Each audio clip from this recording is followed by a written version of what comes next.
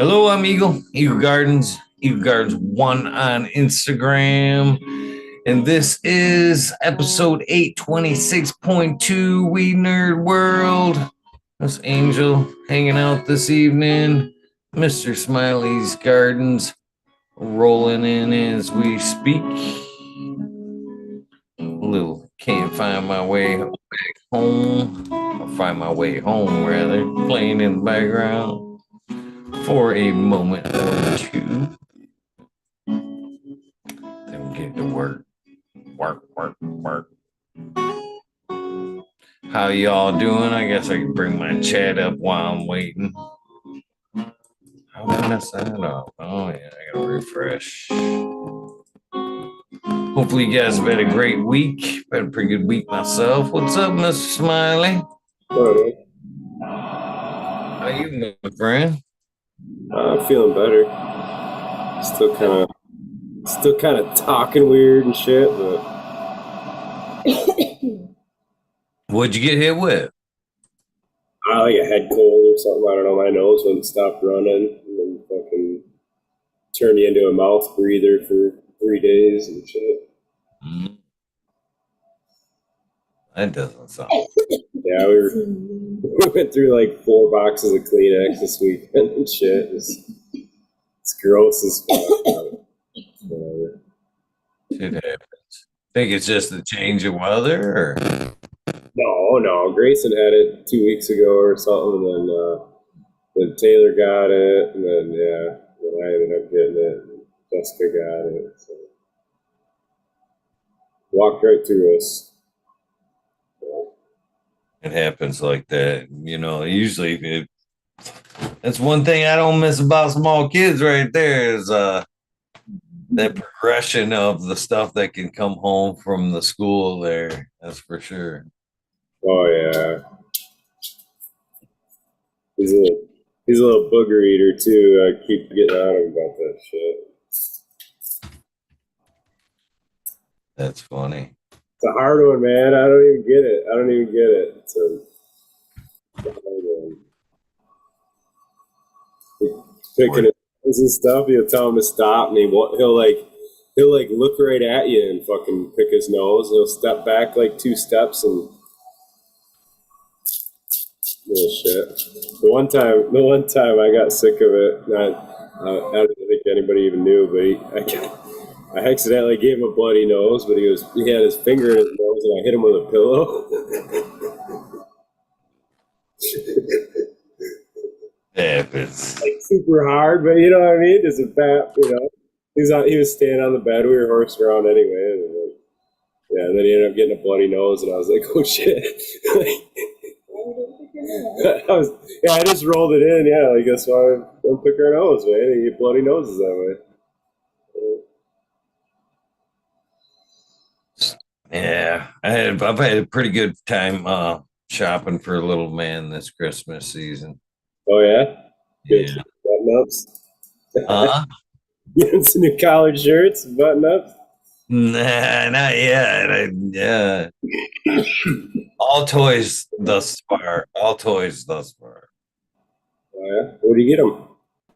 I got him like a tricycle that turns into like a bike from like an age 2 to 7. Bounce house, little blue bounce house, and a bunch of Legos. She's like, he likes to build stuff. I'm like on it. All the Lego stuff I can find, some other like window, like magnetic tiles, little camp he can like build, make different shapes and shit. Bunch of stuff I thought was cool. Yeah, maybe over his head, but literally bright-eyed, bushy tails running through there trying to. Yeah, it was a good time. Yeah, it's fun. Shit, he's gonna be 4 on Sunday. So. Damn, that has went by super fast. Yeah. Really fast, man. Surprised you guys don't got like 2 joints going right now, like trying to get through all these testers and shit. We're fixing. That's why we're hanging. We're fucking fixing to get to it, man. I literally had a fucking weed hangover today, which is hard for me to do. You know, I don't usually do that, but I put away some shit yesterday, and working on it How many today. total, how many total entries did you go through? Like, you can say that. Yesterday, fucking like 25 to maybe more. Yesterday. Like all fire, or were you doing rosin, or like? Well, we did Michigan bread yesterday. All the Michigan bread entries, and a couple of indoor flower or some of the sun grown organic flower, two of those, and I think we did a couple of the rosin last night. But You still got more to do then, or what? oh fuck yeah. Jeez. How many? That's what I'm wondering. Is there like 50 fucking entries altogether or something? All together, that'd be nice. It was more like I don't know, closer to 60 or 70. 31 Oh right. shit. So you got today and tomorrow yet to fucking. Tomorrow's long. We got stuff to do too. So we got like you were saying, 31 rosin. I think there was 29 sun grown, and I think there was 16 Michigan bred in that category there. So Oh yeah. it's been fun. It's been fun. Speaking of, it is A time. lot though, man. I don't know. That's a lot of entries to get to. Yeah, yeah. So we're gonna look at sun grown 14 right now. 14. 14. Yeah. You giving us the play-by-play? Like what's it? No, and do I? That's like I don't know if I should. That's kind of I don't know. That's you've been with me, so this part of it, I don't like to like talk about that until like it's been, you know what I mean. Everybody or whoever's in the process has got their nose in there a little bit before I kind of like. Oh, okay, I got you. You thought like one of the other judges might be watching or something. Well, no, not the other judges. I don't care about that. You've been with me when we've done this before in person. Usually don't like to like blurt out my first response. You know what I think it is or what my profile is. That you know what I mean. I like that. I like it to go around the room or and see everybody keep it to themselves until everybody's got their nose in the jar. Then when it's all done, you know what I mean? Kind of a 1, 2, 3. What'd you get? You know what I mean? Yeah. Oh, that's a toughie. All right, so I'm waiting for you to break it down. I got kind of like a lemon tea on that. It's like a lemon with a little bit of like tea there, almost. It's my first. Plastic. Yeah. It's tough in the plastic. It's tough in the plastic. So these are the first responses. And then from here, they go to the light tray behind us where we take pictures. And I've got some amazing thoughts on like proper judge etiquette as I've like went through this process so many times this year. I've got something if I ever would do my own thing, I've got a nice system where I'd like to implement, if not for a cup purpose, at least for my personal judging, you know what I mean, kind of thing. So step 2 is that back there, take them pictures and associate with the notes. So kind of got that first reaction, nose to the jar, first look there, pictures. Now from there, um, we could be take that sample, break it up, and then nose it one more time, and kind of see what kind of profile is available once it's kind of broken up there.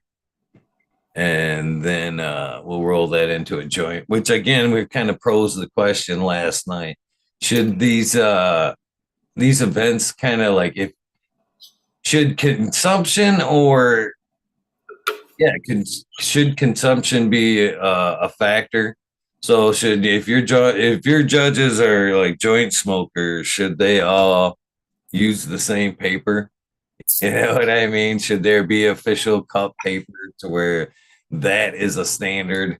You know what I mean? A given in so there's Yeah. no sway there as far as like the way the paper burned or how it tasted in said paper. Or if you're a glass smoker, you know what I mean? Do you put all the glass judges together? You know what I mean? Because that's a whole different experience as well. You know what I mean? So I don't know. Thoughts I on don't that? think so. I think you can get either way. It's your impartial, it's your pick. And just like Right. you don't have to be a real knowledgeable smoker to be able to be like, oh, I like that. I'd smoke it again. It could be a yes or a no, right? Would you buy it again? Yes, no, bam, done.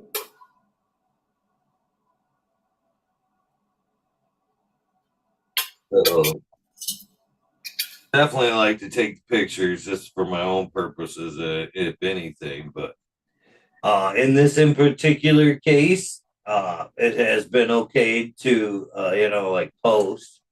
I didn't post anything as far as like the Michigan bread yesterday until I had turned in my judge sheet on Michigan bread.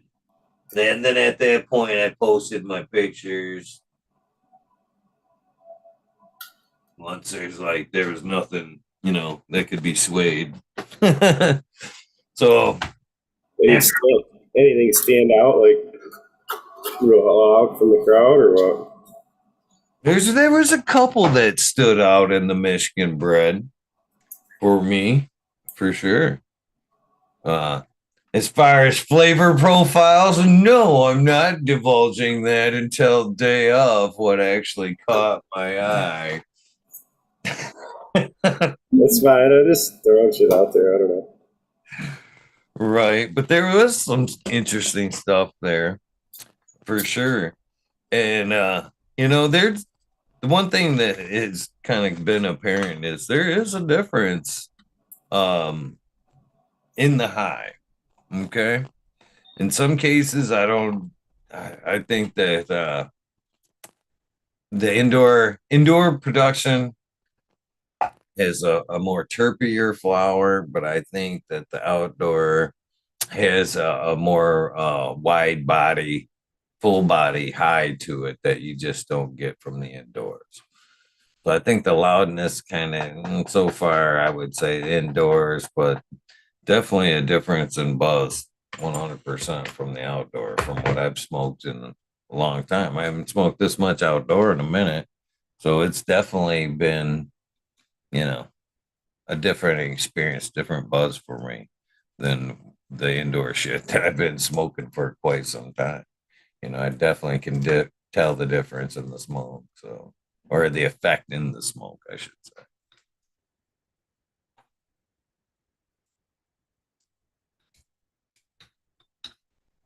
No, I agree. I think the outdoor does have a little more of a depth to the high, I guess. I don't know.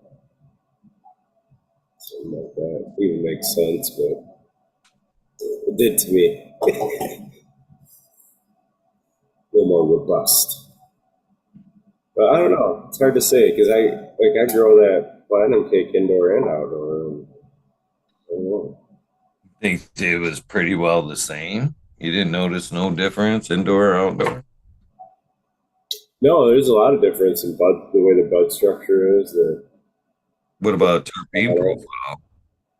That's what I was just trying to think in my head. I think the indoors got a little different profile to it. I think the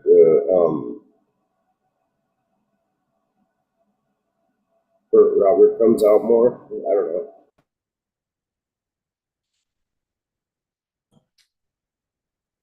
Still lemony tea, but maybe a little bit more citrus there. Reminded me of my rehabs right now.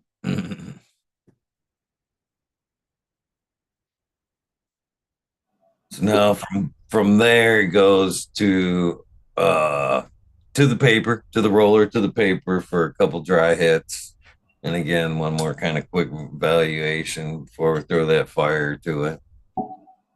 And then this is with a kicker. If you know me, and I think you know me well enough, I am not usually a quitter on a joint smoke, on a joint. So that has been the downside of this year judging competition because even after she's like, yeah, I'm good on that. I'm ready for the next. I'm like, no, no, no, not done. Not done. So I'm finished. You guys You know are what I dropping mean? it at half. At some point, you got to stop at like half a joint or something. I don't know. No. You got like 4 or 5 hits off it. You got your judging. I mean, in wine tasting, they spit it out, right? Like, No, no, no. And and I'm glad there's been a couple of instances to be like super honest with you. I'm glad I haven't quit at that point because there was a couple that weren't fucking loud, barely no smell and fucking terpene profile that picked up on the nose, not even in the jar, not even after the chop. Didn't have much profile in the paper, but man, fucking just leveled me out, man. That it probably I could say there was a good high there, but man, I was kind of like I was in a moment. I was in a moment. I was kind of twisted up a little bit, and man, that thing leveled me right out, sat me down, gave me a hug. You know what I mean? So if I would have like did kind of like what you're saying there, took my couple of hits and went, this isn't what I'm looking for. I may have missed out on that good effect that, I may have given up in the first puff or two because I didn't wasn't a wow factor there for me. So there's been a couple of joints or there's been a couple of samples there that scored low initially that came back in effect, man. That's no lie. There's more, I'd say there's been about 3 strains right now that started out, in my opinion, on the lower end, but finished well with the effect. So I don't like to give up, and I'll give them the chance right to the end and be like, all right, yeah, no. Well, I forgot to pass it to you. I got talking. I'll give you credit for it, man.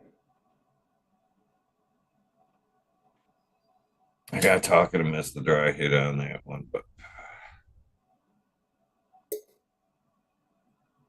Pretty thorough evaluation. What do you do on a scale of 1 to 10? Like you do ABCs, like 0 to 10. 0 to 10. Have there been I don't know if the judges or the people I turn my sheets into like this or not, but I do points. Yeah, it could be a 7.5, 7. Oh, yeah. Sometimes you gotta go back, man, and go, again, towards the end of I might go back. I don't know. I changed my mind on that a little bit, and Bump it from that 7.5, it's a 7.8 now. It's a 7.8 for sure. Yeah, that could be all the critical difference, though. Get enough of them to, you know what I mean? 1/10 to be different. Have there been any that you did not smoke or did not enjoy? Yes. Okay. Yes, there was one that was, yeah. I was like, yep, nope. Joint still in the jar. We broke it up, took pictures of it, was like, ain't going on my list. What got you about it? It looked kind of like there could have been insect, like maybe a I don't know, some type of skin or something in there. So it was deep in there. It was deep in there. It was nothing that was like visual, until you kind of snapped it open a little bit. So, but that one set aside. So that was one I didn't smoke, but everything else I've smoked.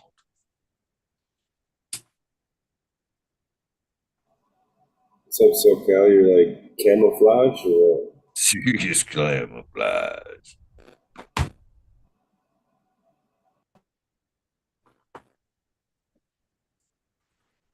Are you there, SoCal? Yeah, sorry. Sorry, I was taking a hit of that beautiful outdoor Bingus Mile, which is now officially over a year old. Still tastes really good and still fucking turns me damn near retarded for a little while. But I wanted to jump in and weigh in on this indoor-outdoor topic that was going on. I think, in my experience, outdoor, something about it is just more. Yeah, you're not going to get these hard, dense, rock hard nugs all of the time that you get. You're not going to get that just gnarly fucking stink up the entire neighborhood smell. But you're going to get, in my opinion, a better high. I think just something about that sun grown just really hits home.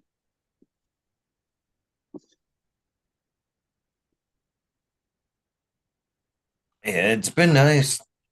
All the samples have been nice so far. Good job to the Michigan growers for sure. And I'm not knocking indoor, I'm not knocking outdoor. I mean, they're both great. It all goes down to who grew it and how they grew it. So, but then I also wanted to address a question I saw while I was on the other side of this in the chat. And I think it was Georgia Grow Guy asked something about, and I was curious to get you guys' opinion on this.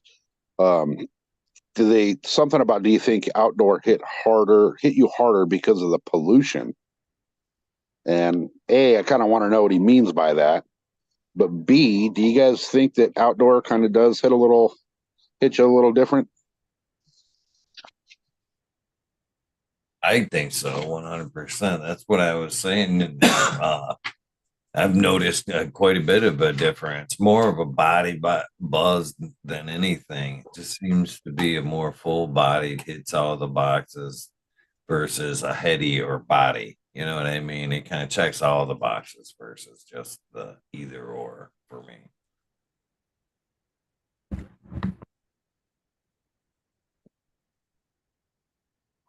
so is the outdoor preferred for you, Eagle? Is that what you're saying there? I wouldn't say, I don't know, I'm not going to say that. Oh, okay. And they're both good. They're both good.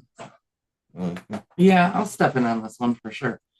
Coming from my end of the world, I've always preferred to see the sun grown, especially when it comes to creating the cannabis oils for our patients.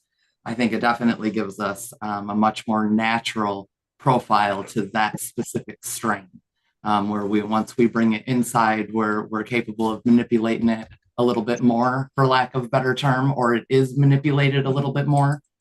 We can mimic the outside all day long, but we're never going to get that full homeostasis profile that strain is supposed to be on the inside. We grow great medicine. We do great. It's wonderful. It's lovely. Not knocking it at all, but it's not going to compare to the meds that are coming from outside sun grown. I get definitely a wider profile in the buzz, definitely much more of a body effect, not so much of that THC racy, and the longevity is always longer. We are not getting that longevity indoor anymore because of the higher THC percentages. Usually with anything, the faster the high, the faster it comes in, the faster it goes out. But it's definitely a longevity thing as well. And I'd love to see our cannabis oils for our patients made from our outdoor, for sure. Outdoor, sun grown, whichever the case. However, that's where cannabis oil needs to come from. I digress.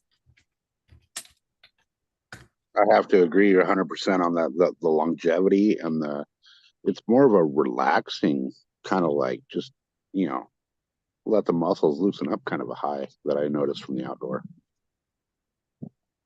I mean, it'll still fucking hit you upside the head, turn you stupid, but it hits your body really well too. Much wider profile, or just maybe it's more the cannabinoids are able to bounce off of each other a little bit easier, a little bit more natural, so they do.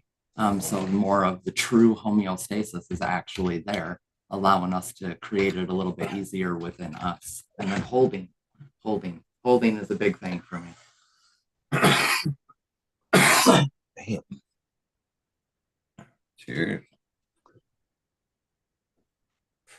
So everybody knows my whole, my history with dirt bikes, right? I fucking love to ride, and when I ride, ride a long, long way. One of the first plants I ever grew outside was probably the shittiest plant I've ever seen. The shittiest, like, hitting smoke I've ever seen. It was, that shit you take one hit and you're fucking coughing and looking for the water and, you can't breathe for 10 minutes. It was the worst fucking smoke I've ever had. But as far as the high from that, we generally get on our bikes and we'll ride, we'll smoke a bowl before we get on the bike and we'll ride 30, 40 miles. And at the end of that 30, 40 miles, the adrenaline's taken over and you're fucking stone sober. So we'll stop and smoke another one. That plant that I grew that I'm talking about, me and a buddy of mine smoked right before. The last thing we did before we put on our helmet and gloves was smoked a bowl and took off for a ride. We went over 100 miles, stopped at a little store, and both of us were still too high to go into the store. We had to flip a coin to see who was going in. So I think the outdoor can very well overpower indoor on the longevity of the high. But also, one thing I've noticed too, and I've done both. I've grown indoor and outdoor. Outdoor is a little more, I don't know, I think you have more fun doing things while you're high on outdoor weed. You just enjoy it more. No matter what it is you're doing. I don't care if it's like playing the piano or going 100 miles an hour on a dirt bike through the desert. It just seems more enjoyable for something about that outdoor effect. The only thing I could think last night or feel last night is they were actually happier themselves. Like the joint was happier. The joint was more natural. I mean, we know this at this point, but they were happier. They're happier coming from outside.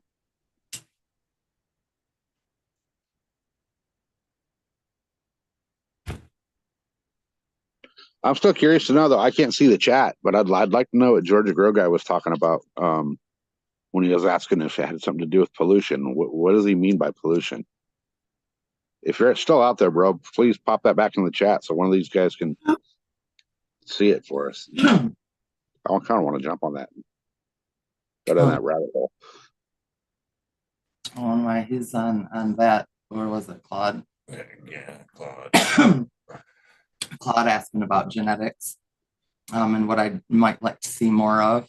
I'd like us to see, get us back to the medicinal effects versus the hype more than anything. So back to some of our older school strains that were really working wonders for a lot of patients out there that have now been just bred in and bred in and bred in and bred in to the point that they're now gone. We don't have them anymore, and we still have people that are looking for them because that was those were amazing meds.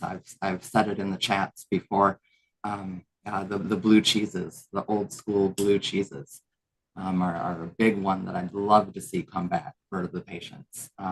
And not, I hate to say it, but not the ones I've seen in the last handful of years. I'm talking a decade ago when they were doing their jobs. And again, not so much of a THC factor, we get that THC factor up there, and it's killing out the rest of the cannabinoids. It's no longer holding anything up, so it can bounce off of each other. The blue dreams, a lot of the growers don't like to grow the blue dream, but that's another one that's just a winner in the medicinal side of things. Making it a point on the medicine side. There's a lot of strains that work specifically very well then for specific ailments. And at one time in Michigan, we were definitely focusing more on that, so we could get those meds into the patient's hands, be in a medical state. And now it's just a free-for-all, and we can't get to the medicine anymore. We can only get to the hype strains. And until, well, I definitely got some medicinal effects out of the sun-grown, for sure. It's been a joy. It really has to feel that overall profile. Again, it's definitely venom in it, and it's something I prefer. I like when the outdoor starts coming in, because I know those different profiles are going to be there that we don't get in the stores. We don't get that anymore.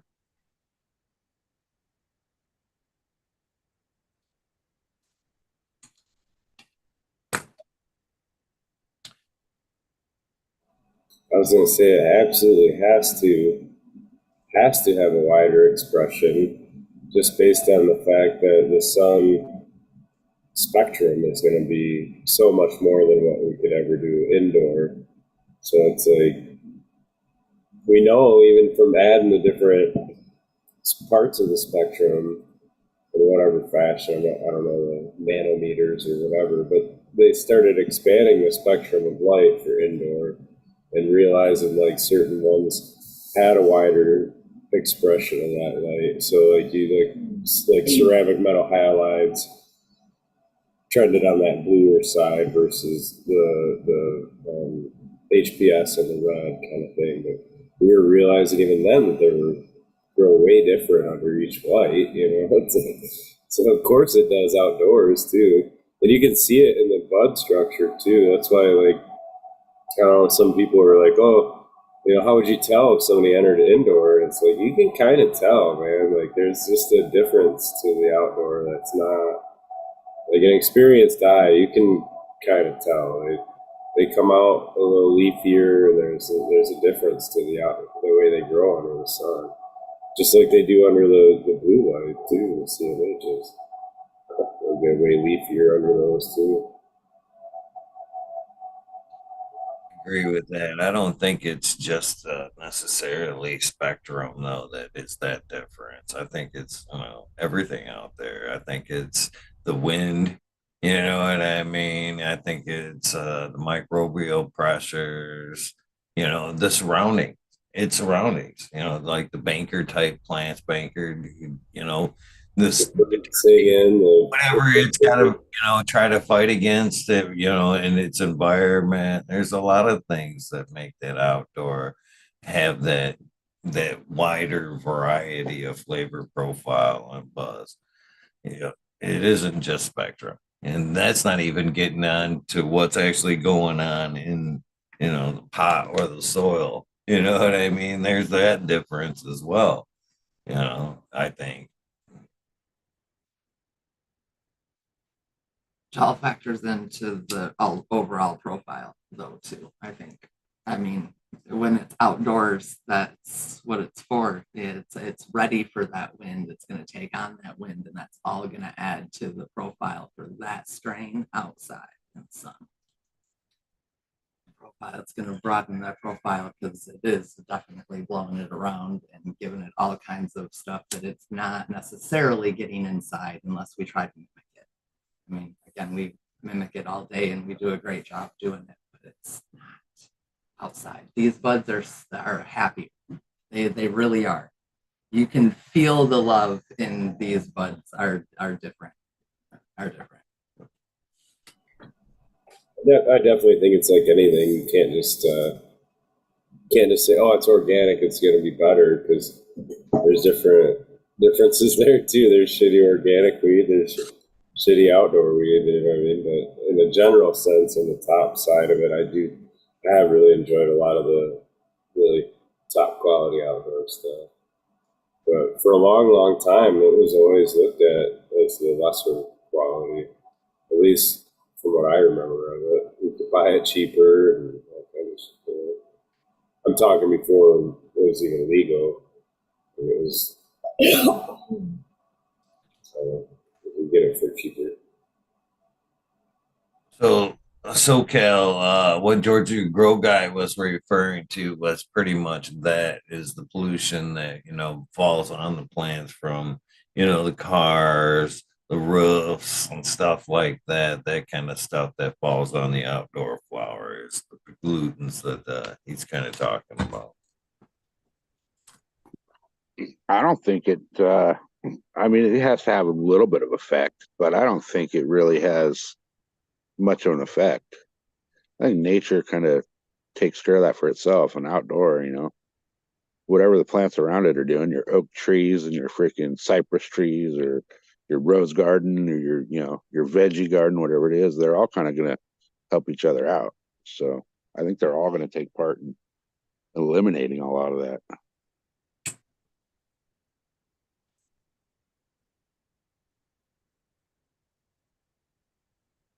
Plus, you wash it at the end anyway. Not always. If you have, perfect location, you don't have to, but that's rare. But yeah, you do wash it a little bit.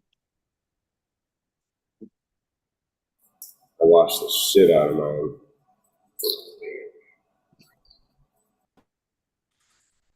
That's does that change it at all? Do you think so? I mean, actually having to put that wash to it, putting the peroxide to it, is that a fake? Because anything that I've ever seen washed in the like peroxide or a wash automatically has a whiter, cleaner burn to it. But does that actually now signify that the product has been properly flushed out, or does that mean that it was rinsed and now kind of just burns clean because it has excess, I don't know, whatever on it, traces of hydrogen or But number one, I don't use peroxide, so it's a cup of baking soda and a cup of lemon juice concentrate mixed together in a 5-gallon bucket of water, and then 2 rinse buckets behind it. So there's 3 buckets in total. It'll get dunked in each and then hung dry from there. But I don't know, man.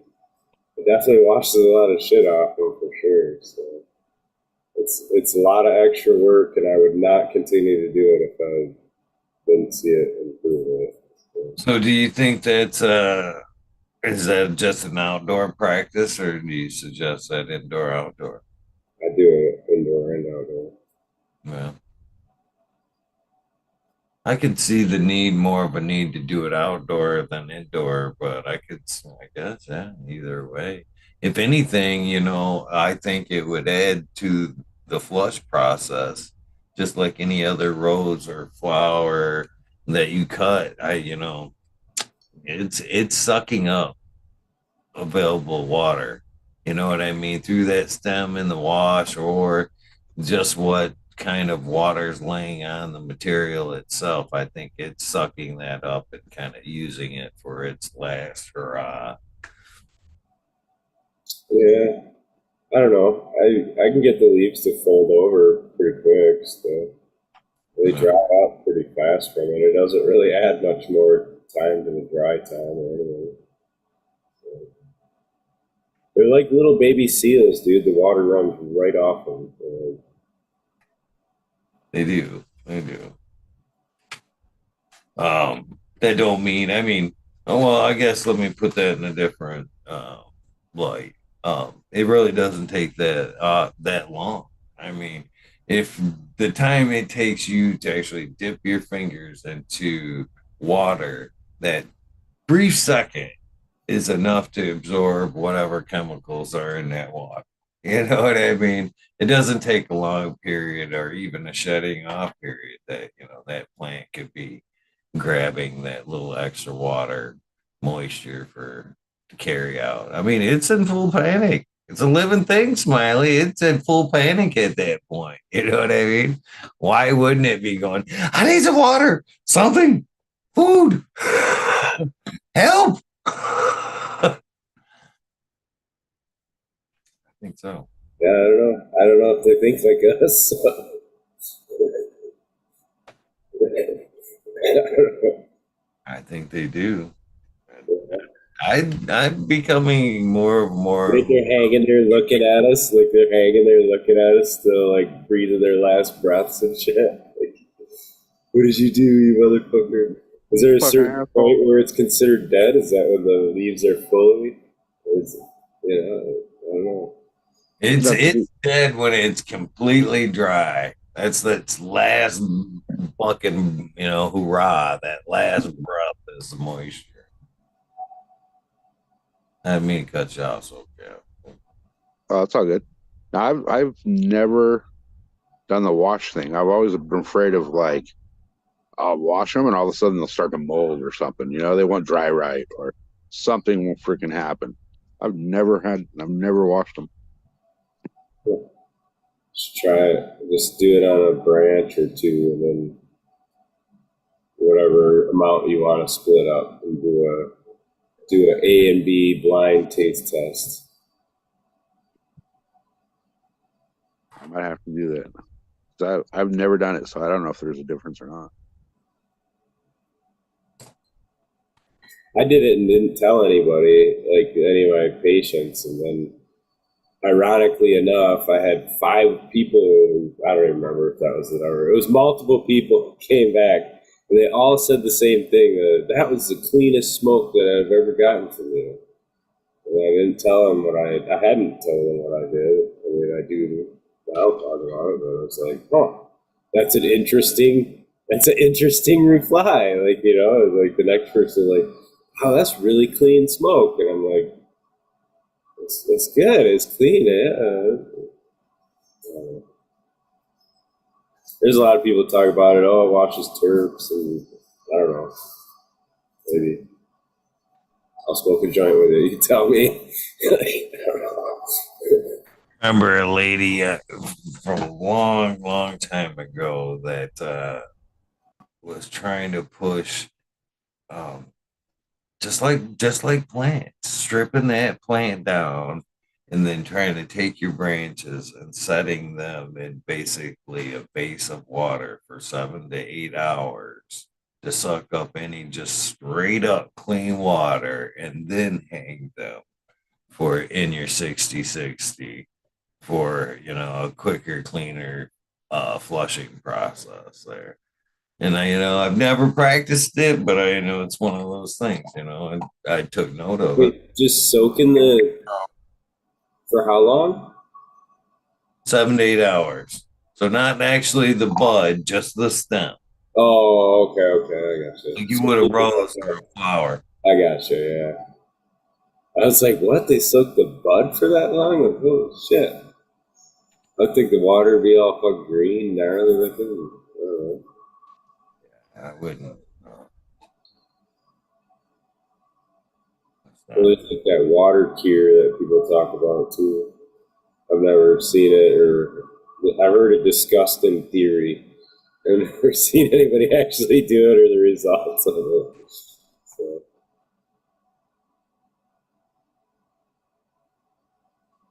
I don't know. I'm always afraid of water after when I cut. yeah, well, Because it always seems like I'm always afraid of like something a mold or fucking just yeah, but something. you gotta have enough air movement in your dry room, and I got a dehumidifier. So I cranked the dehumidifier too. That's the other thing. So the first 24 hours, that thing's running as much as it can and doing what it can. But yeah, so and I still see the leaves curl in 24 hours. So, I don't know. I mean, they're not like staying wet, so they're getting out. They still flop the leaves.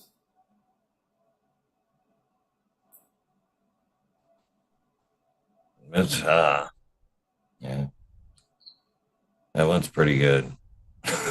That one's That one's a stander outer so far. Yeah, just on the jar smell. Yeah, Nice. so far. I like hearing that there's a lot of good entries. I think there is a lot of great. You know what I mean? I think there's a lot of great weed in Michigan, a lot of great growers. So I don't know. I think we're lucky to have it all where we're at. You know, you when Jodrey there trying to get a Appalachia grow there, trying to get regional strains. I would be bummed out if Michigan just grew. You know what I mean? One or two, and that was our signature strain and shit like that. You know, that might be good for corporate weed, but I don't think that's good for everybody. It might be good for that's good for like the farmer, maybe on a corporate level, where like now you're trying to take it all to like just the onion, you know what I mean, or the potatoes there. What is it? What is it there? Oh, the Vidalia, Yeah. the Vidalia onion there. You only get from Georgia. Can only come from that ground, right? So is it going to be one of those things to where all those we're all growing, you know, Michigan cannabis just so we can put it under that banner, you know what I mean, and be able to sell it because it's more marketable because it has a more reputable name? Or should we just be shooting for just, you know, fire? In my opinion, shoot for fire, not marketability, so everybody can sell a Michigan, you know, whatever. What do you guys say? I definitely think there's going to become like a regional terroir that develops. Absolutely. There'll be. I mean, I think we already see it. Like California, there's certain farms that kind of stand out. I guess you know. So there's certain areas that are known to be the spots. If you ain't at that right elevation or whatever in the mountain, you ain't got it. You know. Okay, so geographic, but does it have to be limited to strain, or can that farmer, that region, just grow fire? You know what I mean? Or does it have to limit itself to, you I know, think that? it would be a strain. I think so because, like, I don't know, that would be really hard to get it. Something that's terroir is something that's recognized can be recognized as like a depth of flavor or whatever, but it can be recognized across the farms or whatever, and against different same grapes on a different farm. You know what I mean? So like, I don't know. I think it would have to be a certain regional strain. You know what I mean? Something that's known for coming from Michigan and But even that, I mean, come on. Uh, Even if we take it down to a strain, we all know that just even in our own environments, from, you know, me to you, the way I grow, my interaction with the plants, what I'm doing with the plants is, you know, there can be a difference from me to you in the same thing we're growing. So how do you put that again under the same banner, you know, when there is that variety? The market wants consistency. You know what I mean? like picture this. So like okay, Michigan, Traverse City's kind of known for cherries. They have the cherry festival, all that shit, right? So now you got cherry farmers up there that breed a cherry strain, cherry flavored strain, and now they're they're feeding it compost from the cherries, and they're feeding it, you know what I'm saying, and they're putting mulch for whatever, and every bit of it's all part of that cherry. Like that's got to start to develop as a regional flavor, because how else could they do that? And there's other areas. I'm just using that as an example, but like, you know, Cheers, buddy. Buddy's got some insight on it, I'm sure.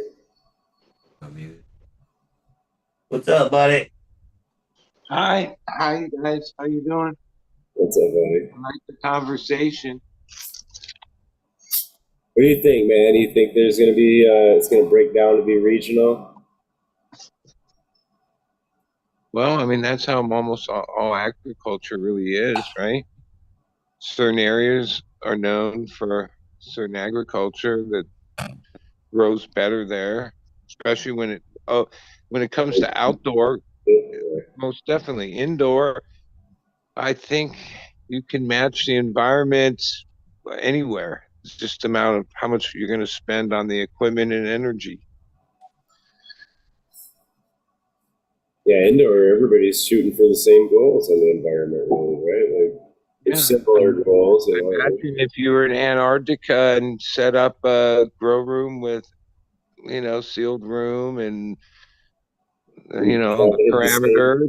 same temps and humidities as everybody else, right? I think Yeah. that fucking stupid bullshit. I've never really been that much on like letting being that worried with my room sways in temperature or runs higher than everybody else's. That shit's fucking crazy to think. As we're the fucking proof is in this pudding right here. You know what I mean? Our Michigan summer fucking varied. It went up and down, hot days, cold days, fucking humid days. But yet our gardens indoors can't fucking take a fucking, you know what I mean, a hot day or whatever. What it's nonsense to me to think that already we're already finding out that the plants are happier in a higher temperatures under the LED, under a greater, wider, spectrum. 15 years, I grew where I just moved air. So the room was what basically I moved a lot of air. So it was whatever was outside, temperature and humidity, like that. The last 15 years, 12, or I don't know. Yeah, sealed rooms. Even though sealed rooms with carbon filter, CO2, DHU, AC, everything.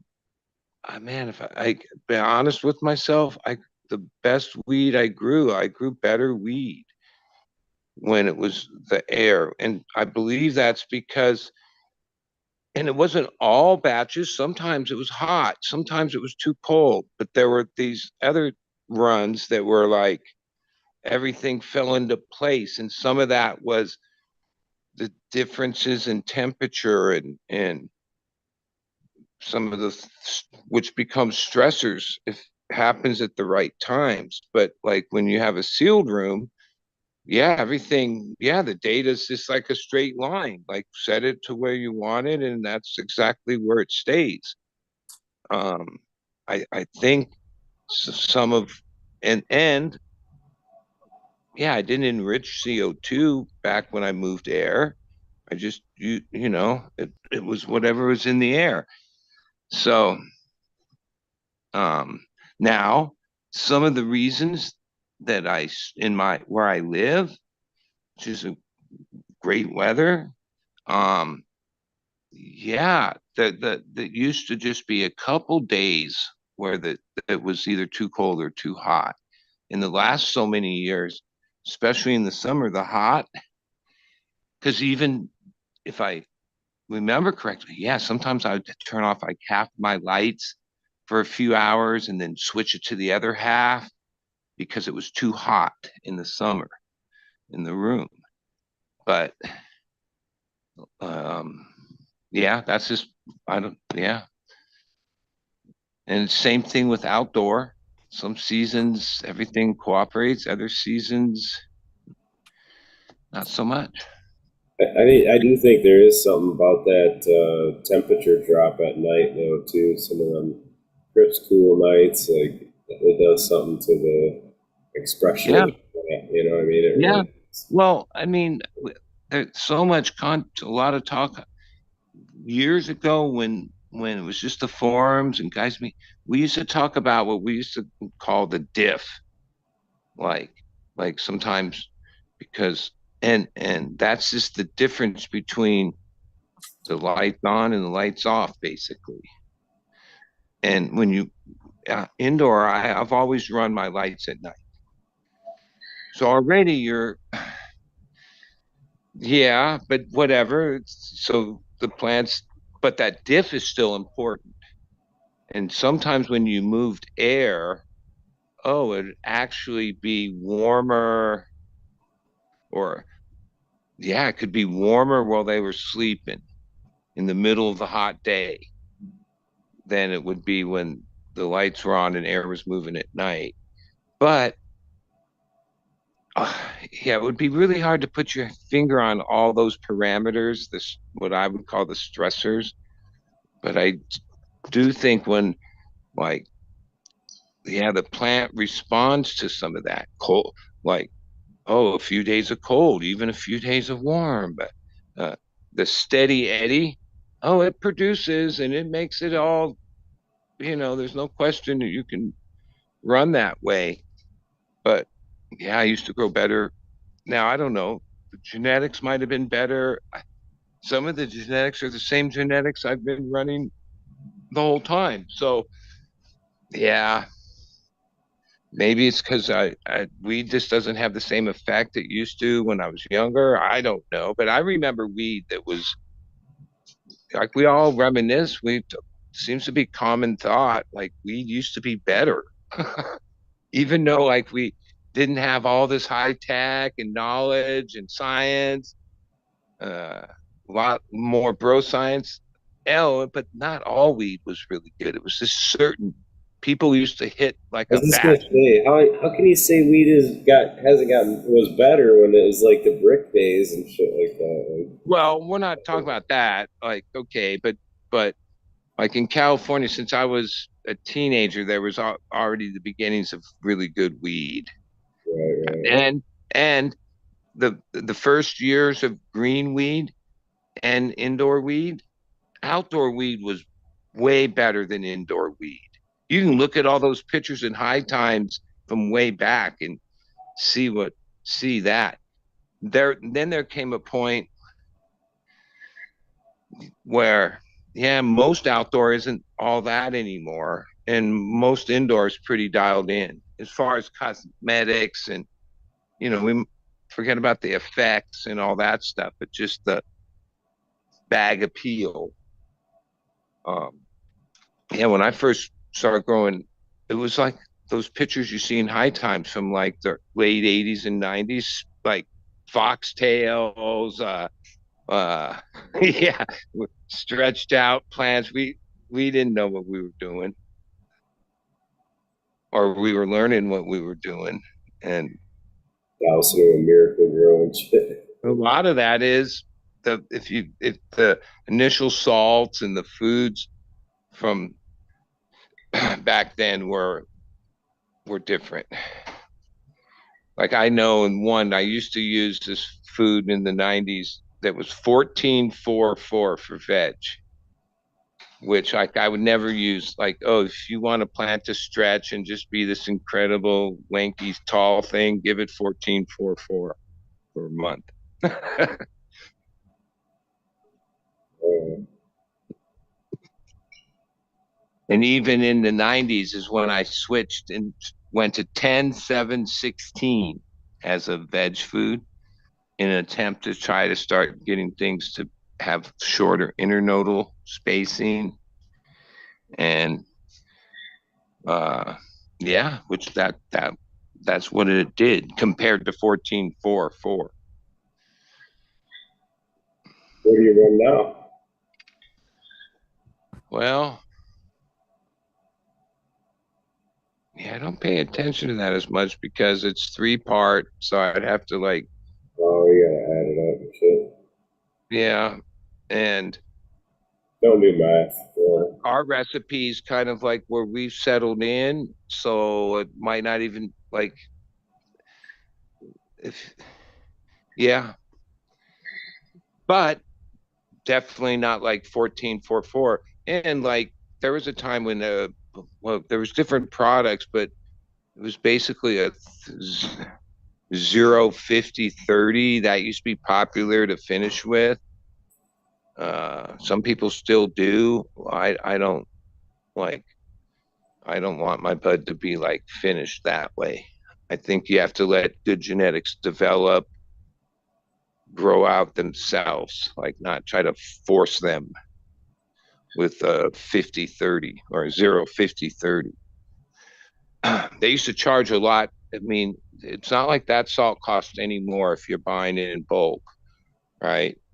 But there were products, I forget some of the names of them, that would come in littler containers and be more expensive because they were like bud boosters or whatever the fuck they 0-50-30s basically. I don't use those. Really, all the bud candies and shit now too. Yeah. But I mean, NPK, if you're a salt grower or products, using synthetics, whatever, however you want to call it. Yeah, the NPK and actually the micro set's pretty important too. Most companies are all generalized and kind of, but those are even the micronutrients are important, and the ratio between them, right? I don't understand it all. I barely can,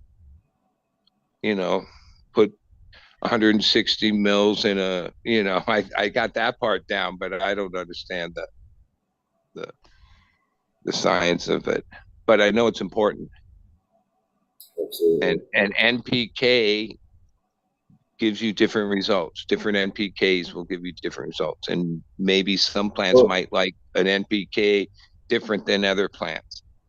but you just said it right there, buddy. Like you got, what is it? Even if you consider it 16 a plant essential or 17, whatever it is, but you're talking NPK, that's 3. That's not even what 20% of it or whatever. You know what I'm saying? Like that's all you're looking at is this 3 numbers that represent. Like really, it should be Well, I listed mean, as we all of understand them, it. right? Like you should have a. Why do we That's called stop the at macro NPK? Why set. not have it all listed there? Well, wait, one's called the macro set, that's the NPK, and then the micro set, that's the other 19 or 17 or whatever it is elements. But I don't even know why it's called that. But I know when I first was learning about it, it was like, yeah, one's called the macro set, the NPK, and one's called the micro set, the micronutrients. That's cool. Yeah, it's been interesting with some of that, like just shit you would never consider. You know what I mean? Like how much copper, how much manganese, and iron Yeah. in your soil. You know, but that was always something that was on the soil test when I was getting them back in the day. It was like always there. And Well, water, it you wasn't a work with lot. It wasn't a lot. It was like soil 1 tests, tablespoon for a fucking yard of soil or whatever. But it was so I'd but water it. Riley, don't you work with soil tests, right? So you test your soil and are on top of it that way. I haven't been, but yeah, I was when I was in the market. Well, yeah, I mean, yeah, because all these things are important, and the only way you're gonna know with soil is, you know, yeah, when you start out and make a new batch of soil, well, then all these things you add to that mix should set you up. But at a certain point, yes, things get used or get depleted, or even worse is if by your own amending, you put too much of something in there.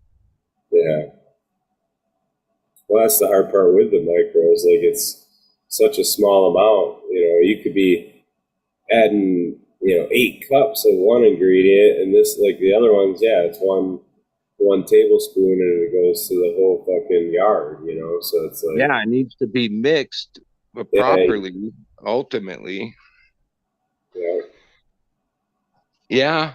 I mean, I with my living soil, it's like 4 years now. I mean, it's not like I built it myself. I bought a mix of soil and then I amended it. I used some builder soil.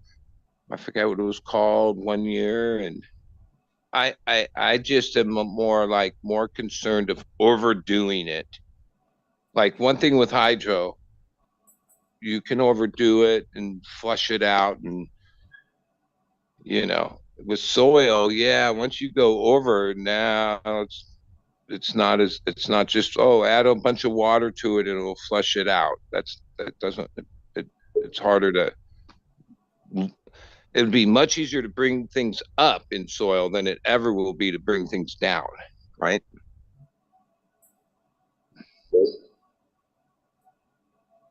I mean, So the whole time you I can do ran my that soil, stuff. I just watered only. Like, oh, I knew that in the veg time I could have like amended more toward veg and more nitrogen oriented. But then where's that going to go when I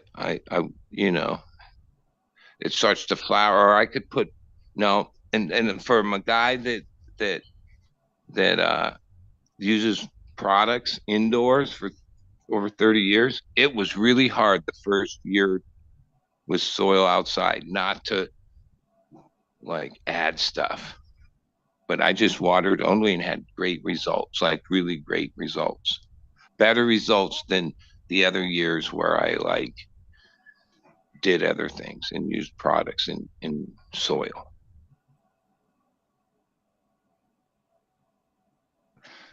And would end up having to throw that soil out at the end of the year just because it was spent or basically too loaded up with stuff. Oh, yeah. You get a lot of potassium in there, and it's gonna fuck him up pretty good. Yeah. That one. The calcium's a good one to have on the heavier side. Now this year, I mean, it's already well, it's still early because I'm not, the beds are empty, it's winter. But yeah, it's 4 seasons. Yeah, probably. I said this last year, just lazy. I should send, what is it called? The lab, I don't know. Logan. Yeah, send them my soil and see what they say. Even have one of those people that help you Yeah, come up soil with a doctor. recipe of amendment, like, because I wouldn't know what a soil test would really mean as far as like what to put in there, right? Um, yeah, it's like, because, well, as it's worked great, if you just keep going and don't do anything, one of the seasons or one of your crops all of a sudden isn't going to be, yeah, it's spent. But no, I have worms in there, and it's probably still good. It looks good, but yeah, that's my worry, is that at a certain point, if I don't stay on it, I don't want to like have a crop that doesn't come out up to potential because I don't want to wait till then to fix it. That'd be a whole waste of time.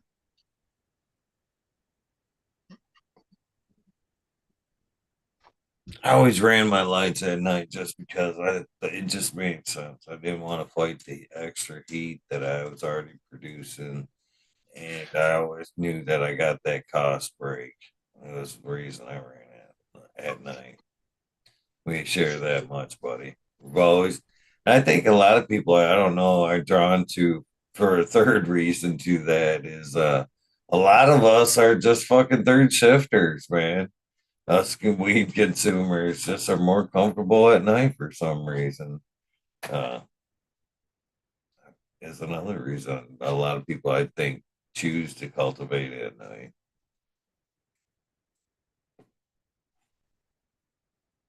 It's just a good time to be.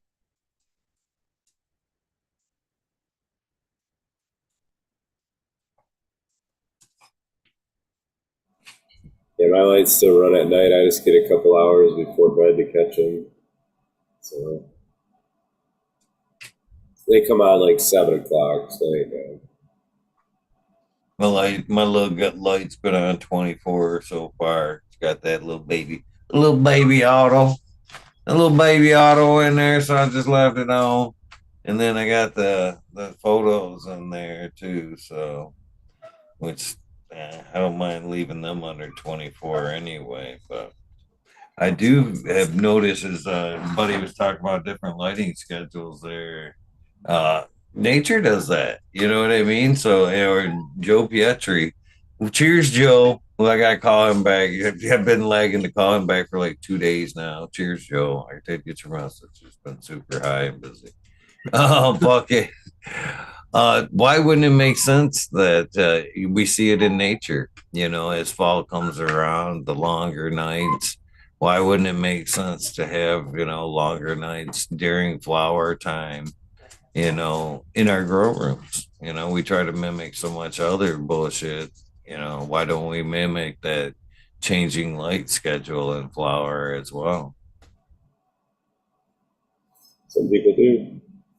Some people do. They do. And the ones that do, oddly enough, grow fucking fire. Yeah. Yeah. Isn't some of the new LEDs have all these different programs where they mimic different uh light from different regions, and you could change almost anything, the spectrum. Yeah, I think I imagine that's where the next step of technology will be. It only makes It's not like you could ever mimic, like, I mean, I don't think we can mimic the sun with light. Like sun has like reflective light, like it goes way deeper into the plant. Like indoor, you have like a canopy of like good light, but once you start getting down to the lowers, it's an outdoor plant gets reflective light. I forget, like I guess it used to be lumens. HPS 1000 watt was like 100, over 100,000 lumens. In the sun, I think I remember somebody saying to me, is a million lumens or something like crazy like that. So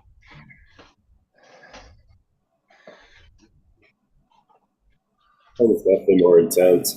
I hope this event takes hold and gets growing. I think it's a cool event, and I think it's something that was needed. There wasn't an event like it, so I hope with the second year now, it's getting established. So by year 5, we're getting 100 entries.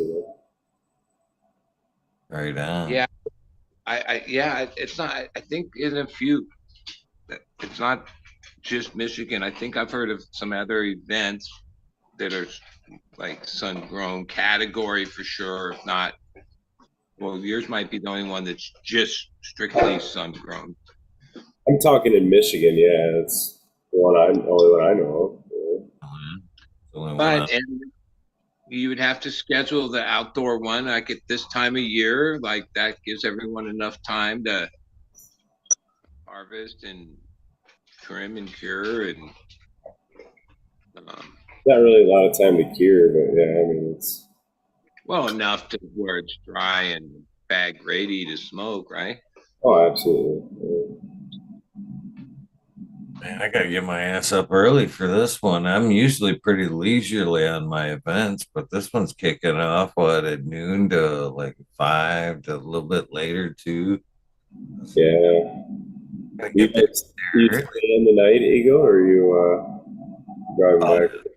Probably drive back and 2.5 I was gonna say for them clones, I don't live too far from there, Muskegon. It's like 35 minutes. Right on.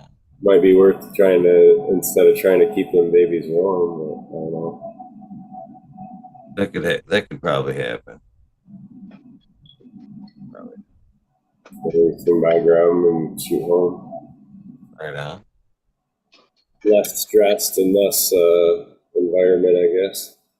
Or I could bring them with me that I'd have an excuse if you found bugs on them. I'd be like, fucking told you, man, the fucking festival ain't the place to do it.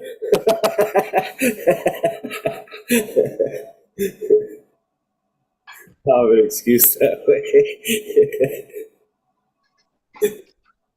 I love how quickly it's already like so I'll be getting my pluses from you and the few I have and a couple I want to pop. It's escalating quickly. I made sure to throw some fungus gnats on the soil for you, so you remember. Thank you. Thank you. I just literally just went, oh man, you remembered. Damn. Right. Yeah. That's looking nice, buddy. Well, I'm wearing cups. Yeah, a friend yesterday, he had mentioned he had genetic. He didn't say there was 12 different things, but this tallest one is well, it has two names. It's either the Topanga Canyon Kush or the Hollywood Pure Kush, but it's legit strain of that. And then this is a Katsu Bubba, and this is a Kush Mints, and then I don't know all. One of these is a Romulan, and all I guess things. I didn't want to have that many things because all right, but I don't know if I'll. A couple of them were a couple of the seeds that or crosses he had made. Yeah, but there's. I remember if someone gave you one variety, it was a huge thing, like so many years ago. Today, there's it's just this endless amount, but I over the last few years, I've learned for the sake of my livelihood, yeah, I have to like stay in the monocrop side of things. Yeah, absolutely. I can't do it. I can't fucking do it. But for making his harvest, it's what he's got to do. Starts Well, I just too much, and you got nothing really at the end of it. You know? it probably was at least 6 months. I cracked one pack out of all the different ones. It was one that Masonic gave me that he made with a strain I gave him. So it was Rainbow Bells crossed in this OG I've had forever. And yeah, when the seed moms were finished, we blamed it that it didn't get it that tall and the other plants were kind of like hovering over it.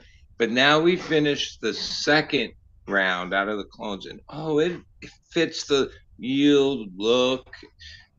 It is really stony, but it doesn't have like any terps. Like it's not. I mean, it smells a little, but not like loud enough to keep. So yeah. I guess it was a couple of days ago. We decided, and going forward, we tried, we looked, we picked the pheno or two. Um, yeah, done with that. And now that we're done with that, okay, one more. But the reality is, all that whole process of like really checking one thing out, yeah, that was like 6 months, maybe 5, 6 months, and time and space, and uh, but that's last few years. I had like 6, 8, 10, so many different things going. Like no, I'm over that part of it. Back to just one thing. And if I'm going to even run one of these things that this guy gave me the clone, well, then that's the one thing I can't crack a pack of seeds. Because I'm running 4 strains right now. Monocropping, like whole trays worth. If it's not a whole tray's worth, it's not happening. And a tray is 18 plants, 4x8. And you got to do that because you got to have it. You know? Yeah, well, I mean, All the way you can go after two of my guys are like delivery guys, have pretty substantial delivery business. Oh, they loved it that I had like 2 ounces of this and 3 ounces of that, and who knows what, and different things, because they wanted to have as many things on their menu as possible. That's part of their business. But then Rest of the guys, no, they didn't dig that shit. Oh, well, yeah, I got a whole one, but it'll have to be like mixed up. No, that don't work. Hey man, I gotta jump out and get to bed though. It's good to see you guys.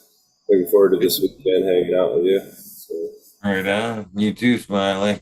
yeah, good to be Popped there. on. Always, man.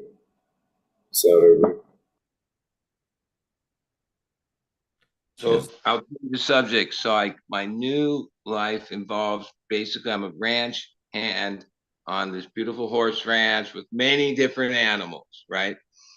And I've got the horse thing down. They're they're easy. I have no experience with animals like this. I like animals, but like truth is, no, I've never been responsible for those kind of animals. So we over the last week we built a new pasture, big pasture, put up everything. It was ready to go this afternoon to move the 5 bulls, or no, five. Well, there's 2 adult bulls, 1 cow, 1 6-month-old, and 1 3-week-old bull, male bull, 3-week-old. And we moved everything. We had all these distractions. We used everything we could drag to like make this path where they would just go from the one up over the top down to the other. And we were supposed to have 2 other people show up to help. Somehow no one helped. And my boss was like, "Well, let's just do it. We'll do it with grain." So we had buckets of this grain. Of course, they love the grain. The idea was, yeah, we'll get them to follow us. And so when we opened up the pen, the 2 bulls with the horns, they came out. They were, yeah, where's the grain? And then the one black one, he did the thing where he lowered his head. It scared, well, it didn't really scare me, but it made me back up. And yeah, I shouldn't have backed up. But I thought he was going to ram me, right? And then somehow what ended up happening, instead of us being able to move all 5 of them, it got dark. Oh, this whole thing happened. And we only were able to move 2 of them. And then the other 2 are in one of the horses' pens because that was the only place we could get them. And the one, which is uh, yeah, I feel like I fit. Well, we failed. it was stressful. Like these animals are huge, and it's not like they could leave the whole property, but like they can cause a lot of damage without even knowing it. Yeah, that was my afternoon.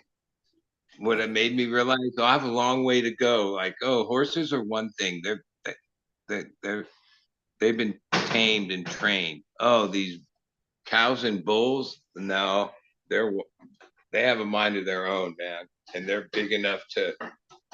I remember that Carrie's my boss. I was like, yeah, like why don't we do it like they do in the rodeo, where you like use the horse and you just lasso it and do it that. She's like, yeah, those guys are like professionals, and that's like it's not so that easy to do any of that stuff.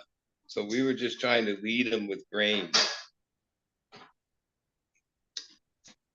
cattle and horses are, man, crazy. I spent some time working for a pretty well-known family here in Michigan as far as education goes. But I was their personal carpenter as well. And then they did cattle. And they're well known for their steer. And what an experience that is. Like you're saying, man, them animals are strong as fuck, man. Without, no effort, they can bump them fence boards that we just put up with nails. Them fucking fences and shit are mere suggestions. They can, blow their way through without no effort, man. It's crazy how strong and tame just a visual. That's all that fence is to them, is a visual, because they could, if they wanted to, just push their way right through that shit, or just a nudge on you.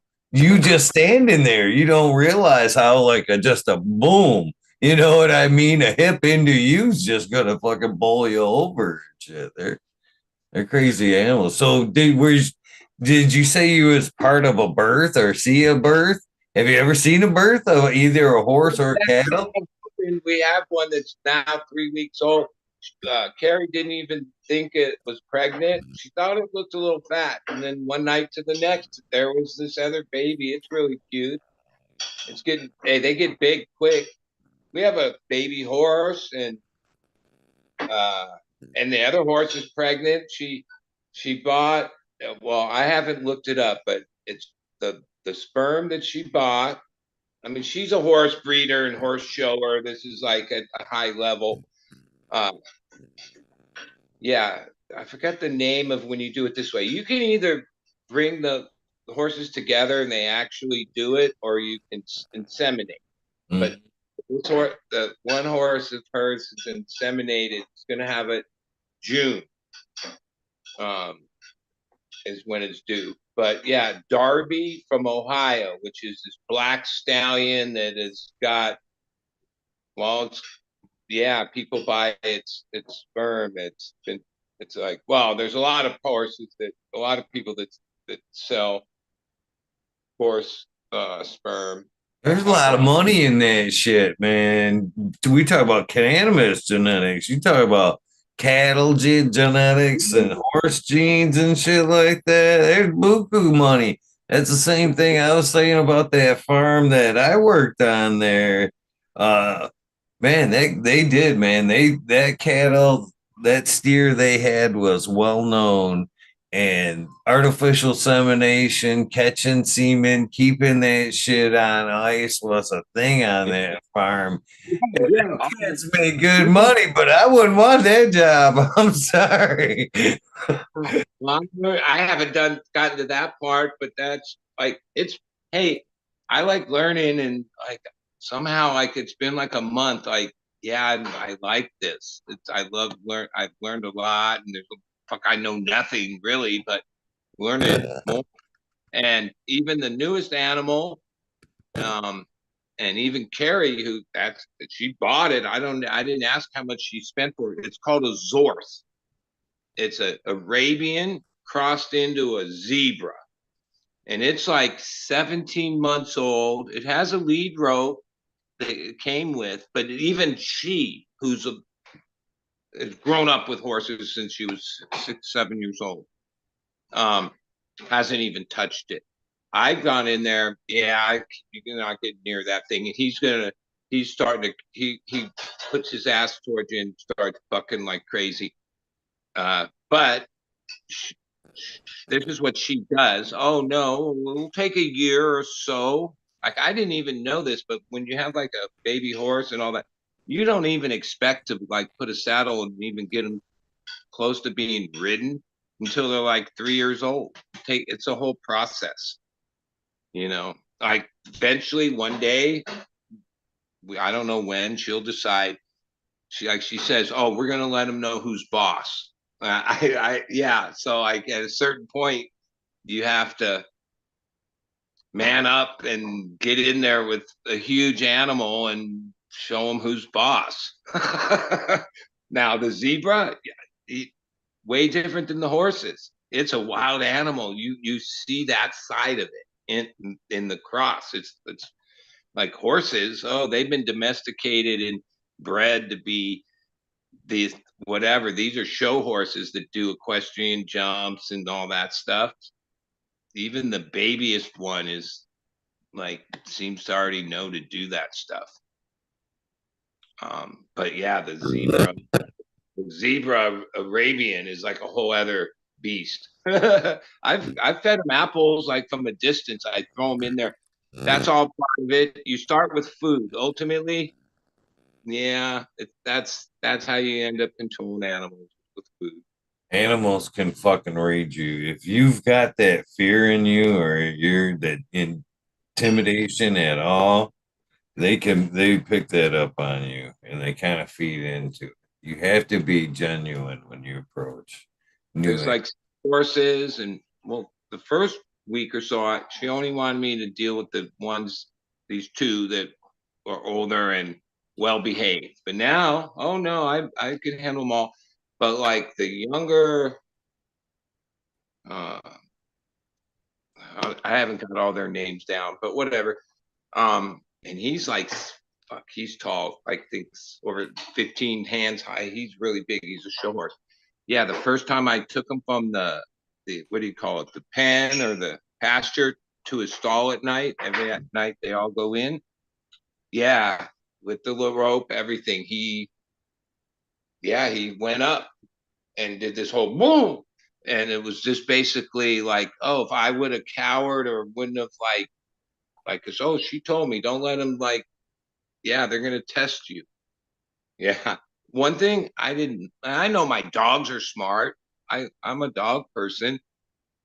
Somehow I didn't, well, in the last month I realized, oh, horses are pretty fucking smart. Like they, even though they're like, seem to be just like kicking it. Oh no, they know what's up. They yeah, they got a brain.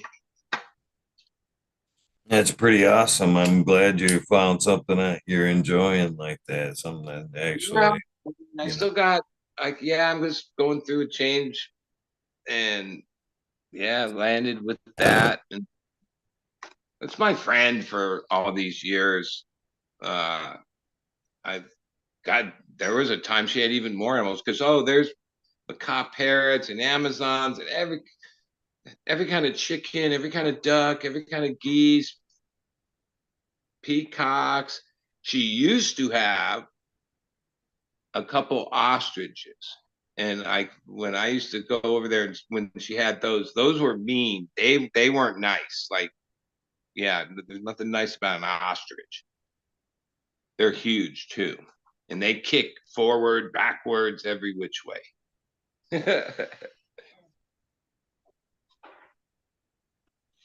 Yeah. I've spent my time Somehow around spend birds. hours with all the animals, and do all this stuff, and just spend time. Like, I don't know, it's like rewarding in this weird way where, yeah, I don't know. I've always loved animals. I just never had like opportunity to, other than my dogs. Oh, there's a bunch of dogs too. They were giving you dogs some props earlier. I spent a weird patch in with fucking birds for a minute, which is odd. I've wore some weird hats in my day. And at one point, I was a tree surgeon for a few years, a climber. And I fucked up myself with a bilateral hernia. And it was a fucking weird period. But yeah, make that buck, you can't fucking drown, right? So in the meantime of being able to climb and do my tree work, they offered up out front. They owned a birdhouse. That was the name of the place, was the birdhouse, and they sold cockatoos and fucking all kinds of fucking weird birds. You know what I mean? And that to me was like, that was weird, man. Them things just lop off a finger in a second if they want to. And so dealing with fucking around with them big birds was a little weird experience, but I learned to like it. You know what I mean? It was enjoyable at the end. There's four macaws, different macaws, and when you go up there, they're nice, but no, they do a thing where they like bite at the cage right in front of you. And yeah, when I see them do that, I realize, yeah, if they could get your finger, I I don't know if they're how strong their beak really is, but it looks like a weapon because yeah, your finger would fit right in the parrot. Parrots are pretty big. The cockatoos are kind of small, and then the Amazon parrots, they're smaller. The out of these ones, they all talk, but the ones that are the most talkative are the Amazon ones. They're smaller green ones, but the macaws, it's like I've learned because like that's where I usually take my smoke break and hang out next to those birds. It's if I go from one, if I'm at a cage, they won't talk. As soon as I go give another bird attention, then the bird over here is going to start talking to get my attention to come back over there. I figured it out. So yeah, if I start over with the macaws, then I move down, yeah, the macaws will start talking. Yeah, they have all kinds of weird shit they say. I don't think people realize the lifespan them animals have, them birds have when they purchase them. But a lot of times, them animals are gonna outlive you. They're Yeah, heirloom pets. Yeah, actually, yeah, they're like some of these birds are already like 20 years old. She's had them for 20 years. Even one of the cockatoos, this one, like I thought he was sick or something. He's like got not feathers all over. He's got bald spots, and she's like, yeah, he's 18. He still could live a lot longer, but once they start getting old, some birds start losing their feathers. Yeah. And like anything, like, oh well, that's part of it. It's like I'm not really the death part of things is kind of not really well, that's part of life. But yeah, we think a duck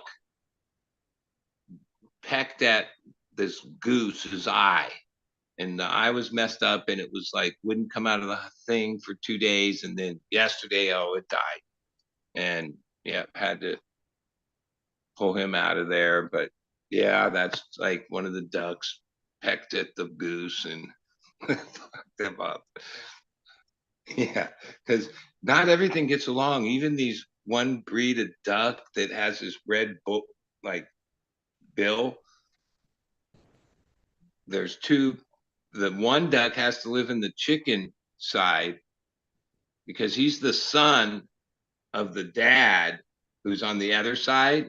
And even though there's a fence right between them, all day long they're like at odds with each other. Like somehow the dad wants to beat up or probably kill the son, and so they had to be separated.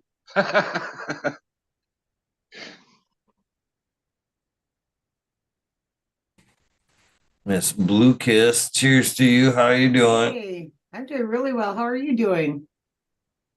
I'm hot.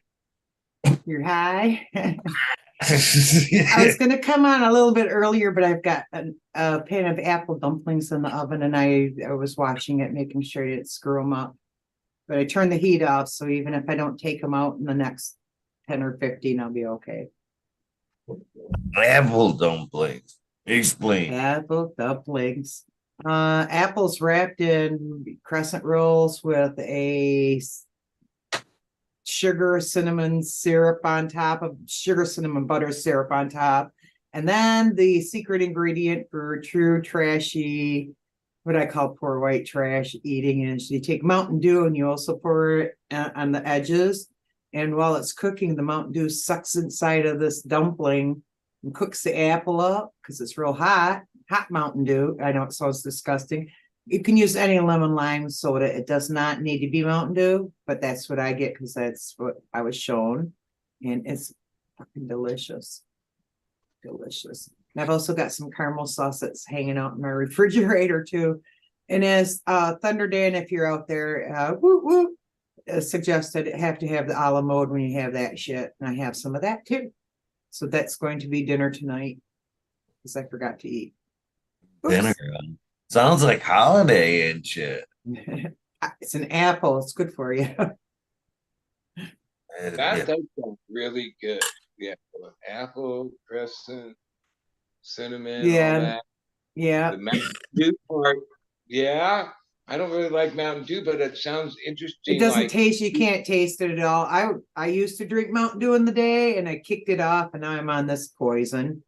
But neither here nor there. The Mountain Dew I couldn't drink one now. I've got the rest of what's out there and it's just like no, I wouldn't drink it, but when it sucks in with the apple and everything and the other shit that you put on it, it's really good. I like Cactus Cooler's my weird soda that I like. I guess that's pineapple and orange or something like that. I have pineapple and orange in the refrigerator for juice right now, but it's not soda. And I have some soda water too. I guess I could make it a soda.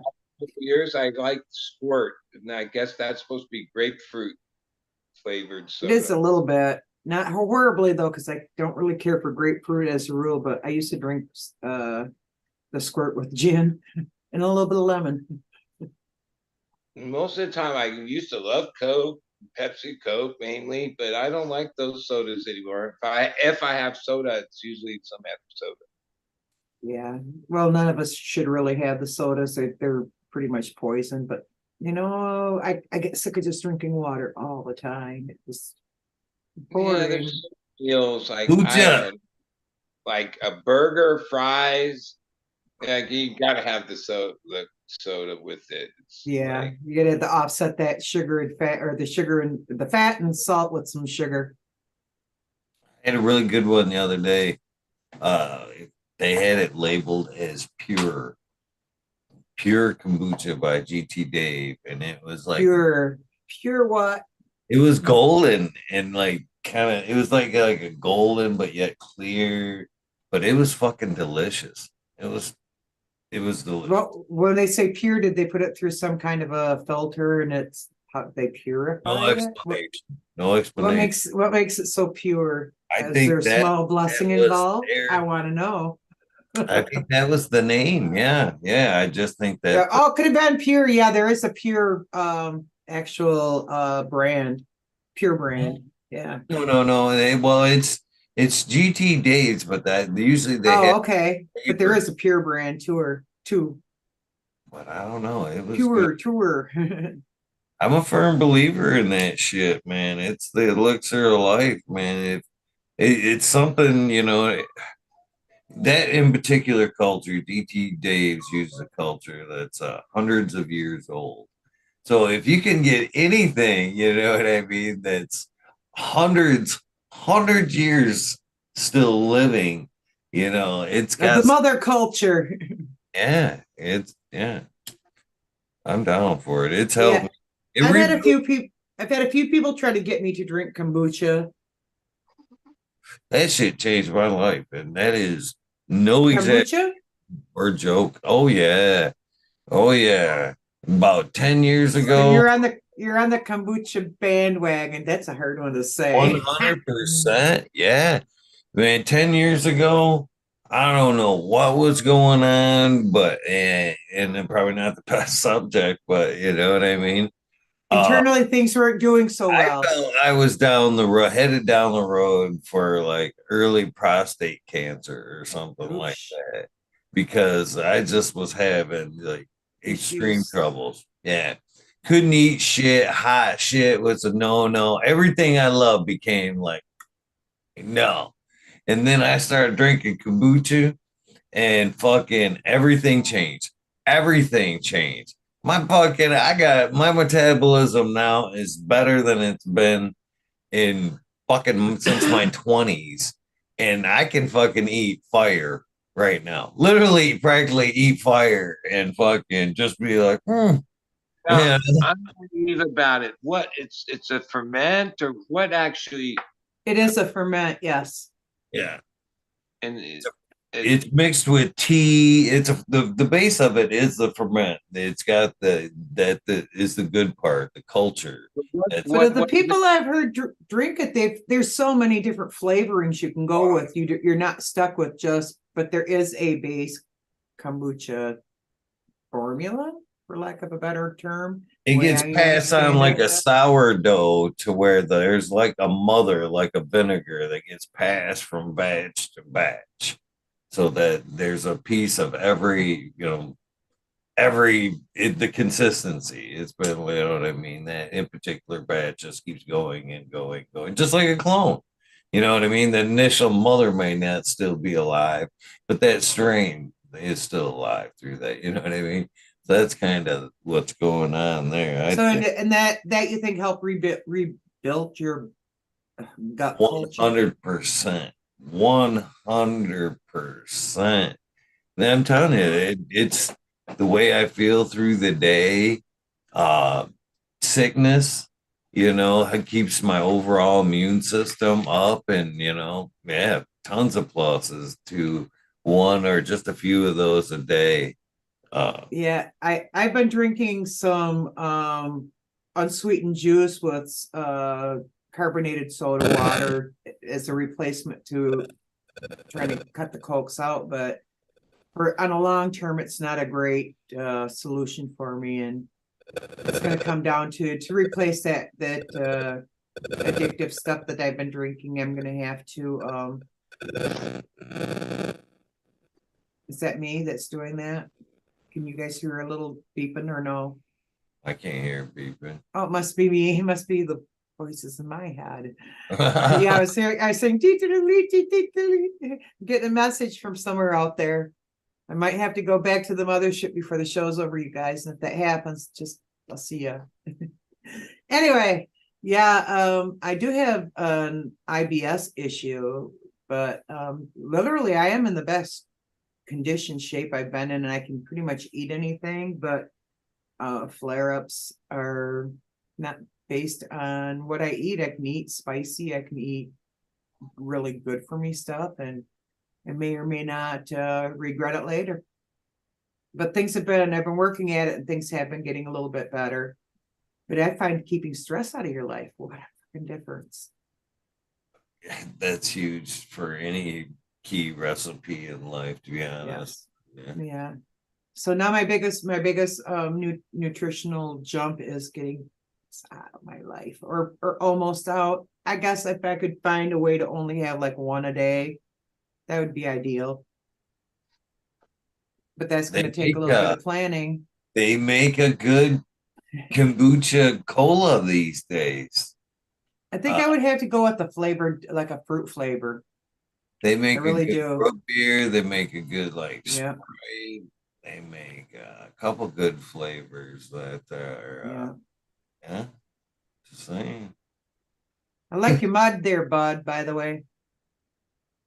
Yeah, there's more to it. It's actually it's a sheet of acid, and then up in the corner. Oh, yeah, I see there we got corners. Yeah. One missing at the bottom of the cup.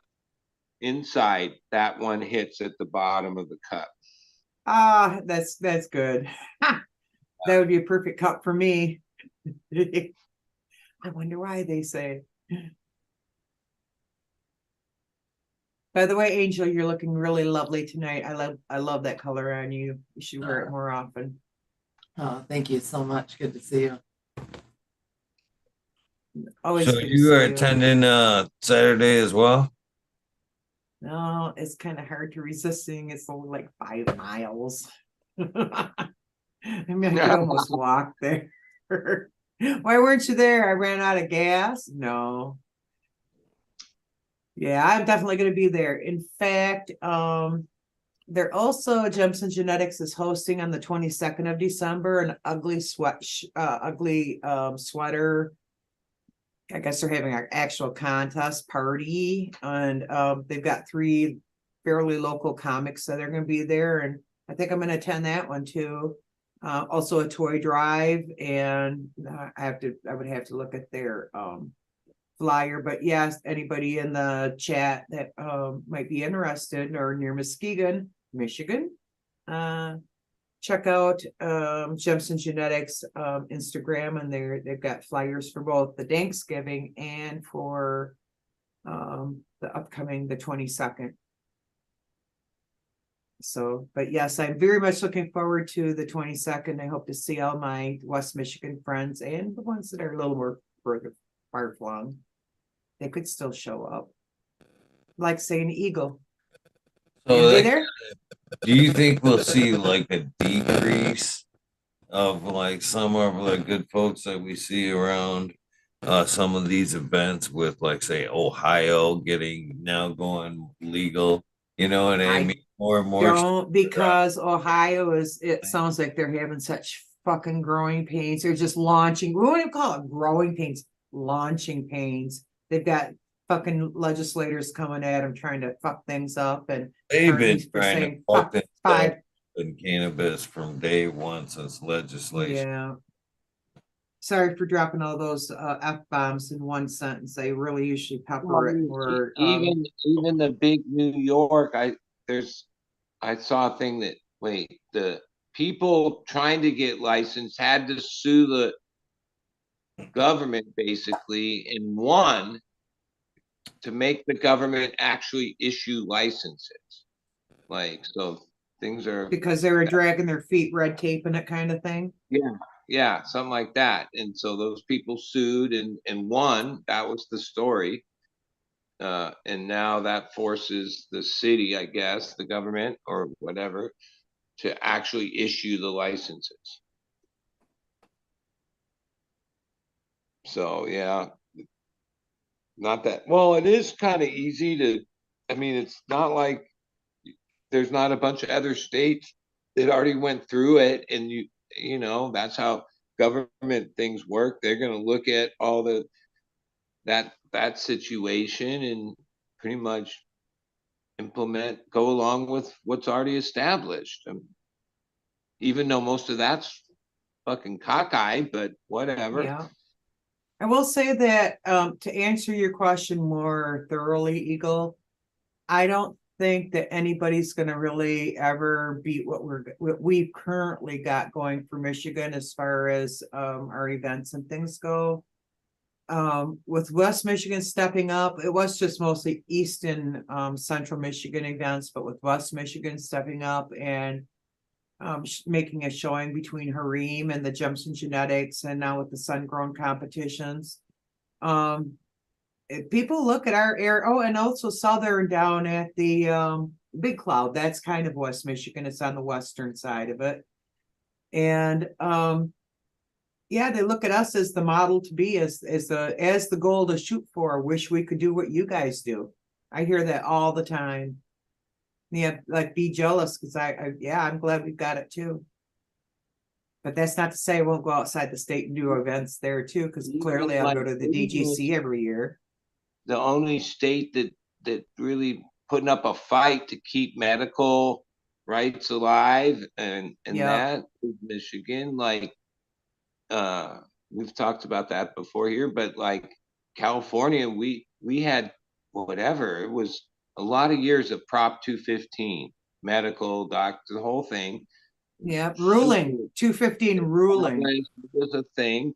Not everybody, most people just use that as a way to obtain recreational weed, but no, there was a there until they admit there was medical applications for cannabis. It's going to always be like this. I swear to God. And right up to the moment they sweep in and try to take it. Really try to look, but no, I don't. Like, yeah, the medical thing just like died. It just well, even our law, Prop 64, which the medical was Prop 215. In the opening paragraph of Prop 64, it says that this supersedes Prop 215. So that, like, in Prop 215 was basically the medical thing. So yeah, that's what happened. It just basically one sentence that they put in. And now you're talking about medical nostalgically. Yeah. Yeah, I hope we never talk about that nostalgically in Michigan. Engage with the medical people that are still there searching. Yeah, their complaint would be, yeah, there's all these hype strains and there's this and that and blah blah blah, but not the stuff that right back that that we're really seeking. Which that's a shame, but that's what I think is good about Michigan is when it seems that you guys still have some of that, which I know that ultimately rec and the money, that was their first. Yeah, that's what they wanted to get rid of first. Like it was easier for them to take on the medical than to take on the black market, so they went for the easier target. Yeah, if they can stop. Oh man, It's not that expensive for us to get medical. time for another round. Holy shit, it's 11 o'clock.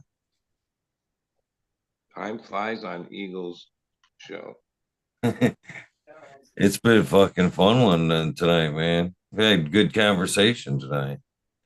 I could see Yeah. why tonight has went by so fast.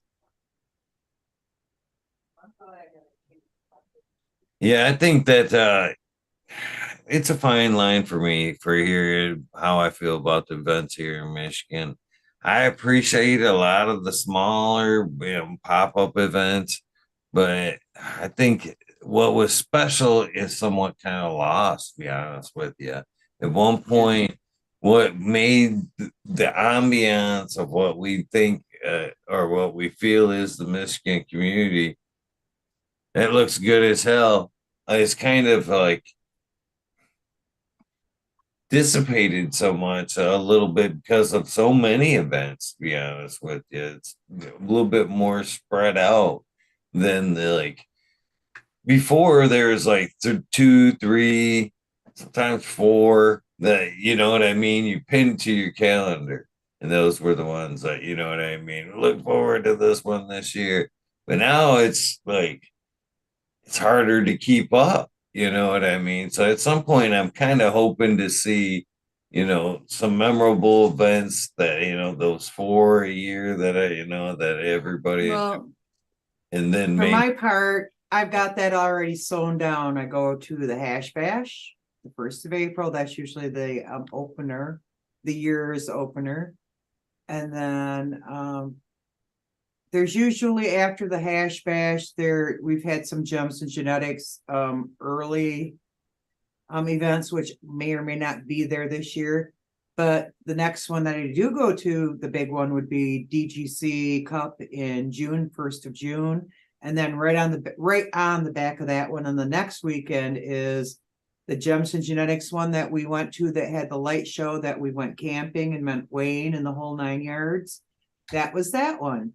So those are pretty much cemented ones in my repertoire of things. And then of course I've got on a more personal, not commercial end of things, I've got the Caribou Heart Booth Crew meetup, which we've bounced our dates. We've done it twice now. We're gonna go for 3. But we need to pick a date and stick with it. We've got a perfect venue for it. So that's a great time. It's a camping weekend for those who want to camp, but it's more cabins, nice cabins they got a dishwasher. I don't have a dishwasher, so I wouldn't say I'm roughing it. You know what I mean? And this year also, Caribou Heart is going to do a Niagara Falls August 1st meetup. And I really would like to go up there and, as Caribou said, sit and get high with them and smoke a joint around the campfire and bullshit, man, and talk music. And yeah, they're going to go see Green Day because Green Day is going to be playing up there. And it's a whole event for that. And those are the things that I've already got most of my year, if I make another year, planned out. So, I always expect to make a year. But we all should realize that we could get hit by a bus. I agree. I'm looking forward myself this year. I'm very much looking forward to making it to Emerald Cup. I've had open invitation the last few years, and That's April, I believe, isn't it? May. Yeah. Oh, that's a good time to have one. There's not that much going on, really. It's just, and we also have the Hareems. Shout out to the Hareems for the oil heads in our midst, or the hash heads, if you want to go by that instead. They have a regular, even now as we're speaking, they're constantly having events. Getting ready to do a little Christmas box for the hash heads out there. So yeah, but yeah, I have some people that are also going out to the Emerald Cup this year. So you gotta give her a shot. I was just talking with Tim the other day. Definitely making me want to come out there. coming back on the show as well. But yeah, I was I was like that close. It's been a childhood dream to, kind of make it out there and see the Emerald Cup and be part of that, all that at least once. And I thought last year was Drop in, stay with old Bud. I Bud, had you got extra room on your couch? I was ready. I told him I told him I was on my way and everything. Fucking I everything. remember that. I remember that. And then Shit happened. then the eye thing fucking threw a big curve into that. So It this happened. year, the goal, maintain good health for this run. Well, I'd like to fucking do lots of things this year, but the main goals are, again, probably Emerald Cup, the marathon, and then back to the Crim and whatever cannabis events fall in between.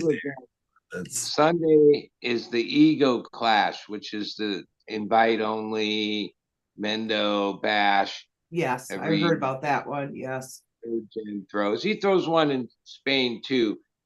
Yeah, I'm invited. Area 101 or something. So I've been looking forward to it for a whole year. Last year it was so much fun.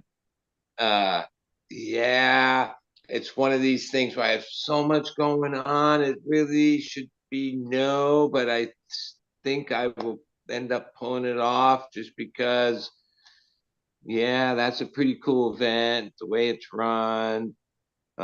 Keep your eye out for Rasufa. He's supposed to be going to that. Yeah, it's mainly hash competition is a big part of it, but they have flower and I might enter. I have something that I don't know is worthy of entering. Last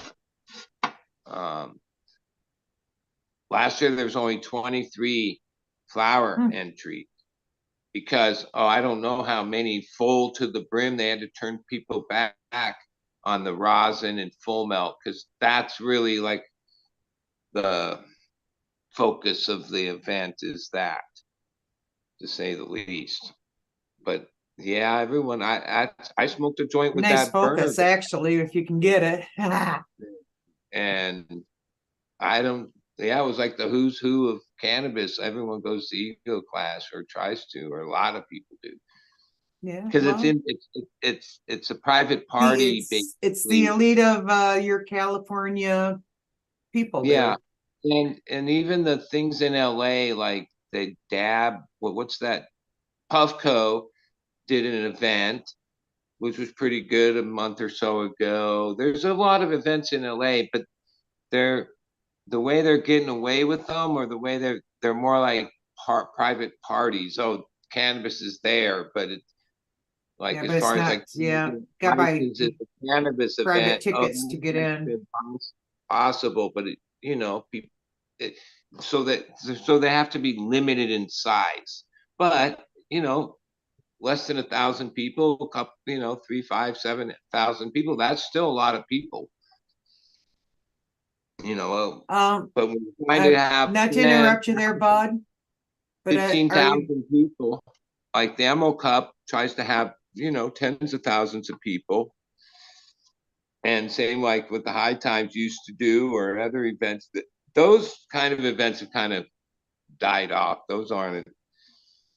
Yeah. Are you trying to pop out of here now, Eagle, and shut her down for the night? We're gonna roll till the 20. Dab that. Take a quick dab. Perfect. Okay, I'm sorry to interrupt you there. I wanted just to check to see what we were doing here, so I wasn't being boorish.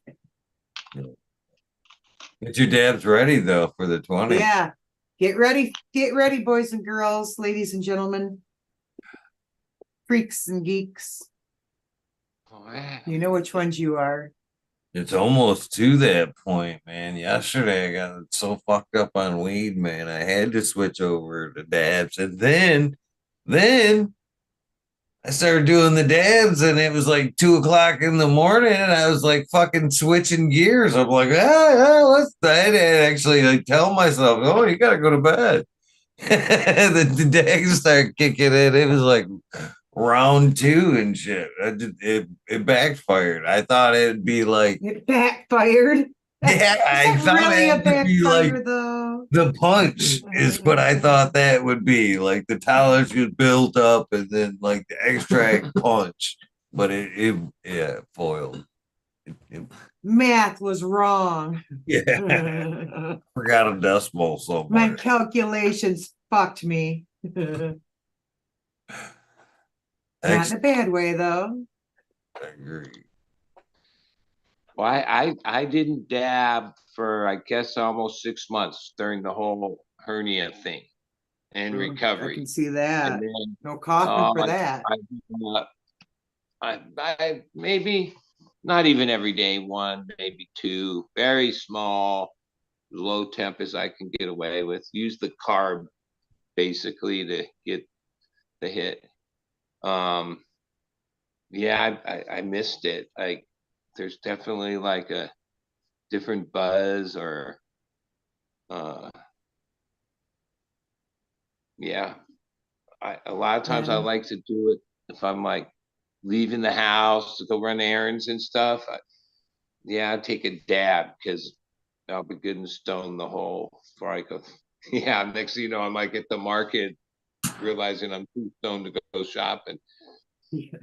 Well, I've recently discovered I've going through concentrate like nobody's business, and I have made the concerned effort to shut that shit down a little bit. So I'm doing about half as much as I've been. But saying that, I don't miss it because when I do it, I enjoy it so much. I really savor the flavor kind of thing. It helps, but I haven't cut down on flour at all. If anything, that just Yeah, I'm on the same page. yeah. But I do enjoy concentrate, though. I will say that. But flour will always be my first love. All right. I've gone through phases, but my current phase is more like just like I like to have different varieties of flower to smoke. I like mix it up. The dab is just one more of the things to mix it up. Like, oh, okay, I smoke some of this, some of that, over that. Oh, all right, let's take a dab and once in a while. And a lot of times some of my friends that they don't have rigs, they're not so into it, but they're into it. Like when they come by, they're always like, yeah, do you have dabs? Like they like it. They'll baby bird put their face out there and you just fill it. You know, they're not into it enough to have a rig and all that shit. But oh man, they're stoners and they enjoy the dabs if they can take a dab.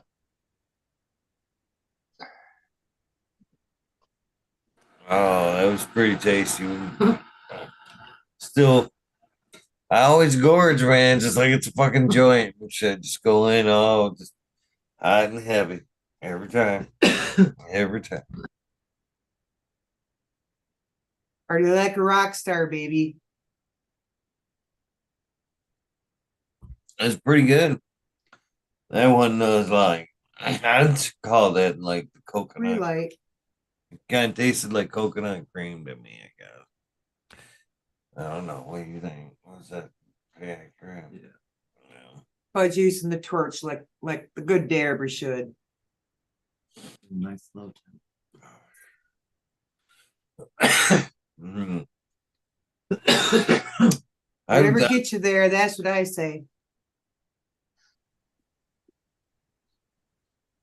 Well, the dab I'm doing, my good best friend Robbie, who's a hash maker up in North, when I told him, oh yeah, I'm feeling better, I'm back to dabbing, he sent me a little bit of he pulled it out of his freezer of batches from God, this got to be almost a couple years old because it's wedding cake.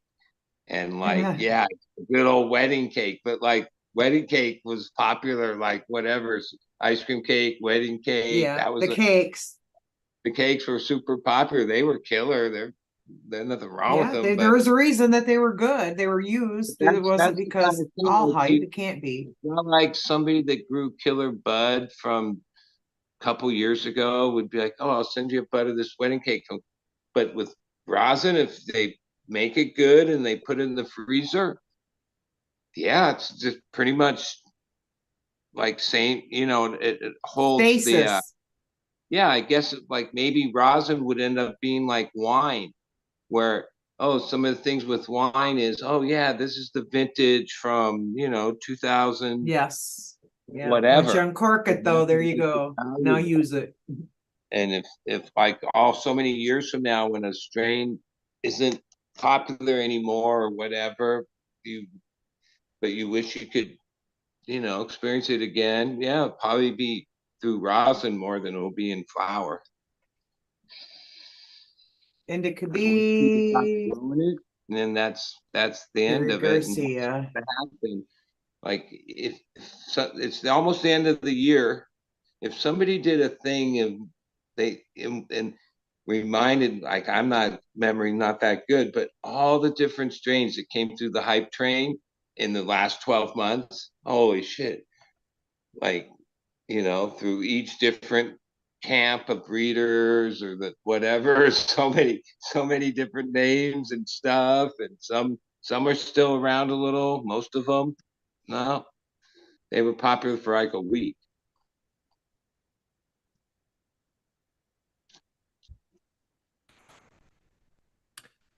Nicobee's Cherry Garcia.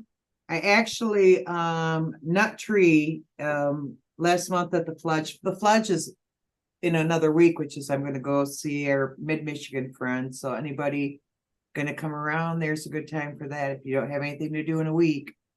But yeah, he brought over some concentrates to do, and I found out that it was from Indica Bee. He was vending there, and so I went and picked up some of the Cherry Garcia. Excellent. Nice. Michigan people do it just fine. I think we're doing a great job and still going at it. And go out and support your local growers, your local processors, and they'll survive. We got to do our part of it, though.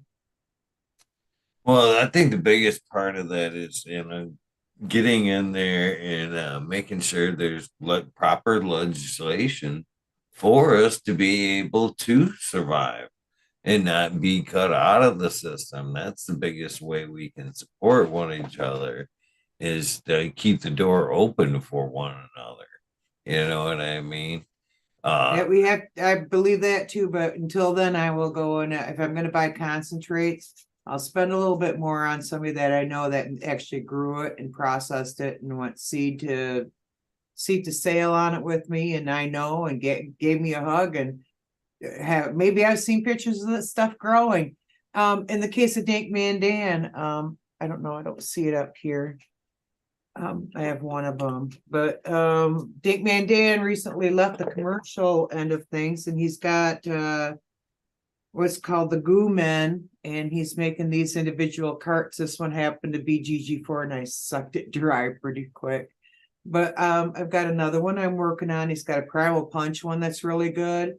And yeah, I don't like to do the vapes because I don't like when they add the bullshit to it. I want to taste what it is. And you know what? This is what it is. And it's 11:19, so I'm going to start my rig up as I babble on. Shout out to our guys in Michigan and gals. Right on. Good advice. You guys are okay too, bud.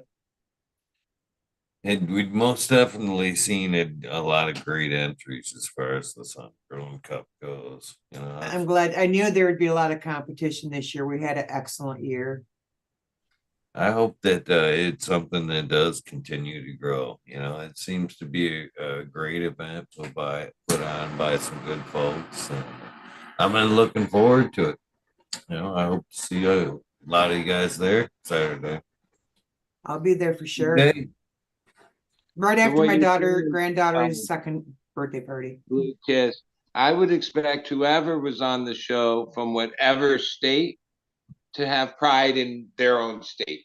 Like Yeah. that, like Thank you. like I think we all should have, Bro. yes. There it is. about your state's cannabis community. Cheers, everybody.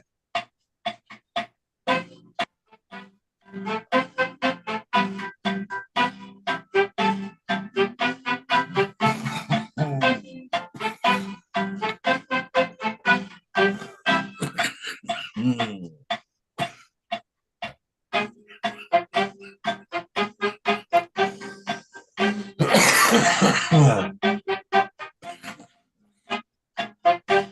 You got me.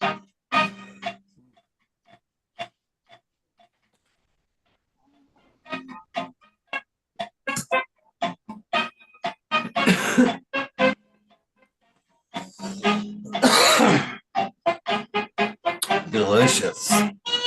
Yes. Thank you, Indica B.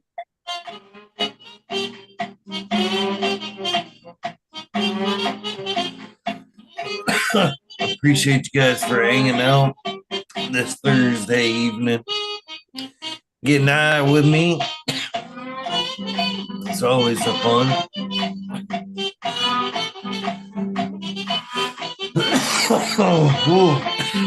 Dave got me. I'm not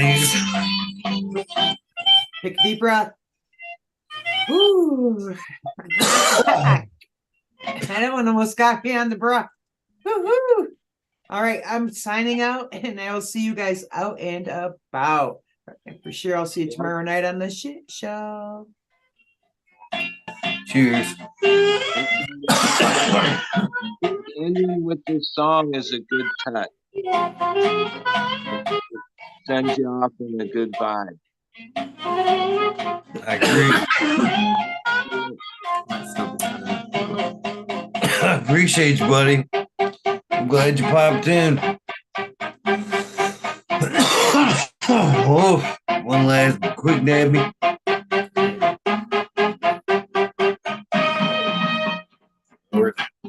My ball, I wait.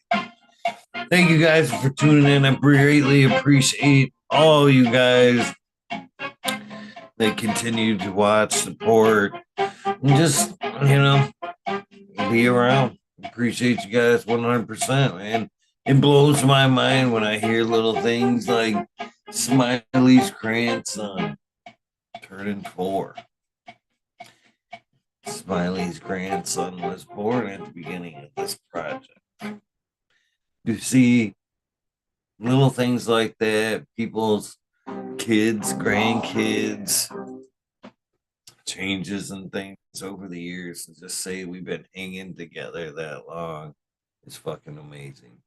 And I do greatly appreciate you guys who continue to hang out and support the show and all that good stuff. So shout out to all you guys. I do really need to get back to doing that as well. So with that being said, don't forget to do something nice for somebody. Random acts kindness do save lives. Miss Angel? Cheers, guys. We are out of here.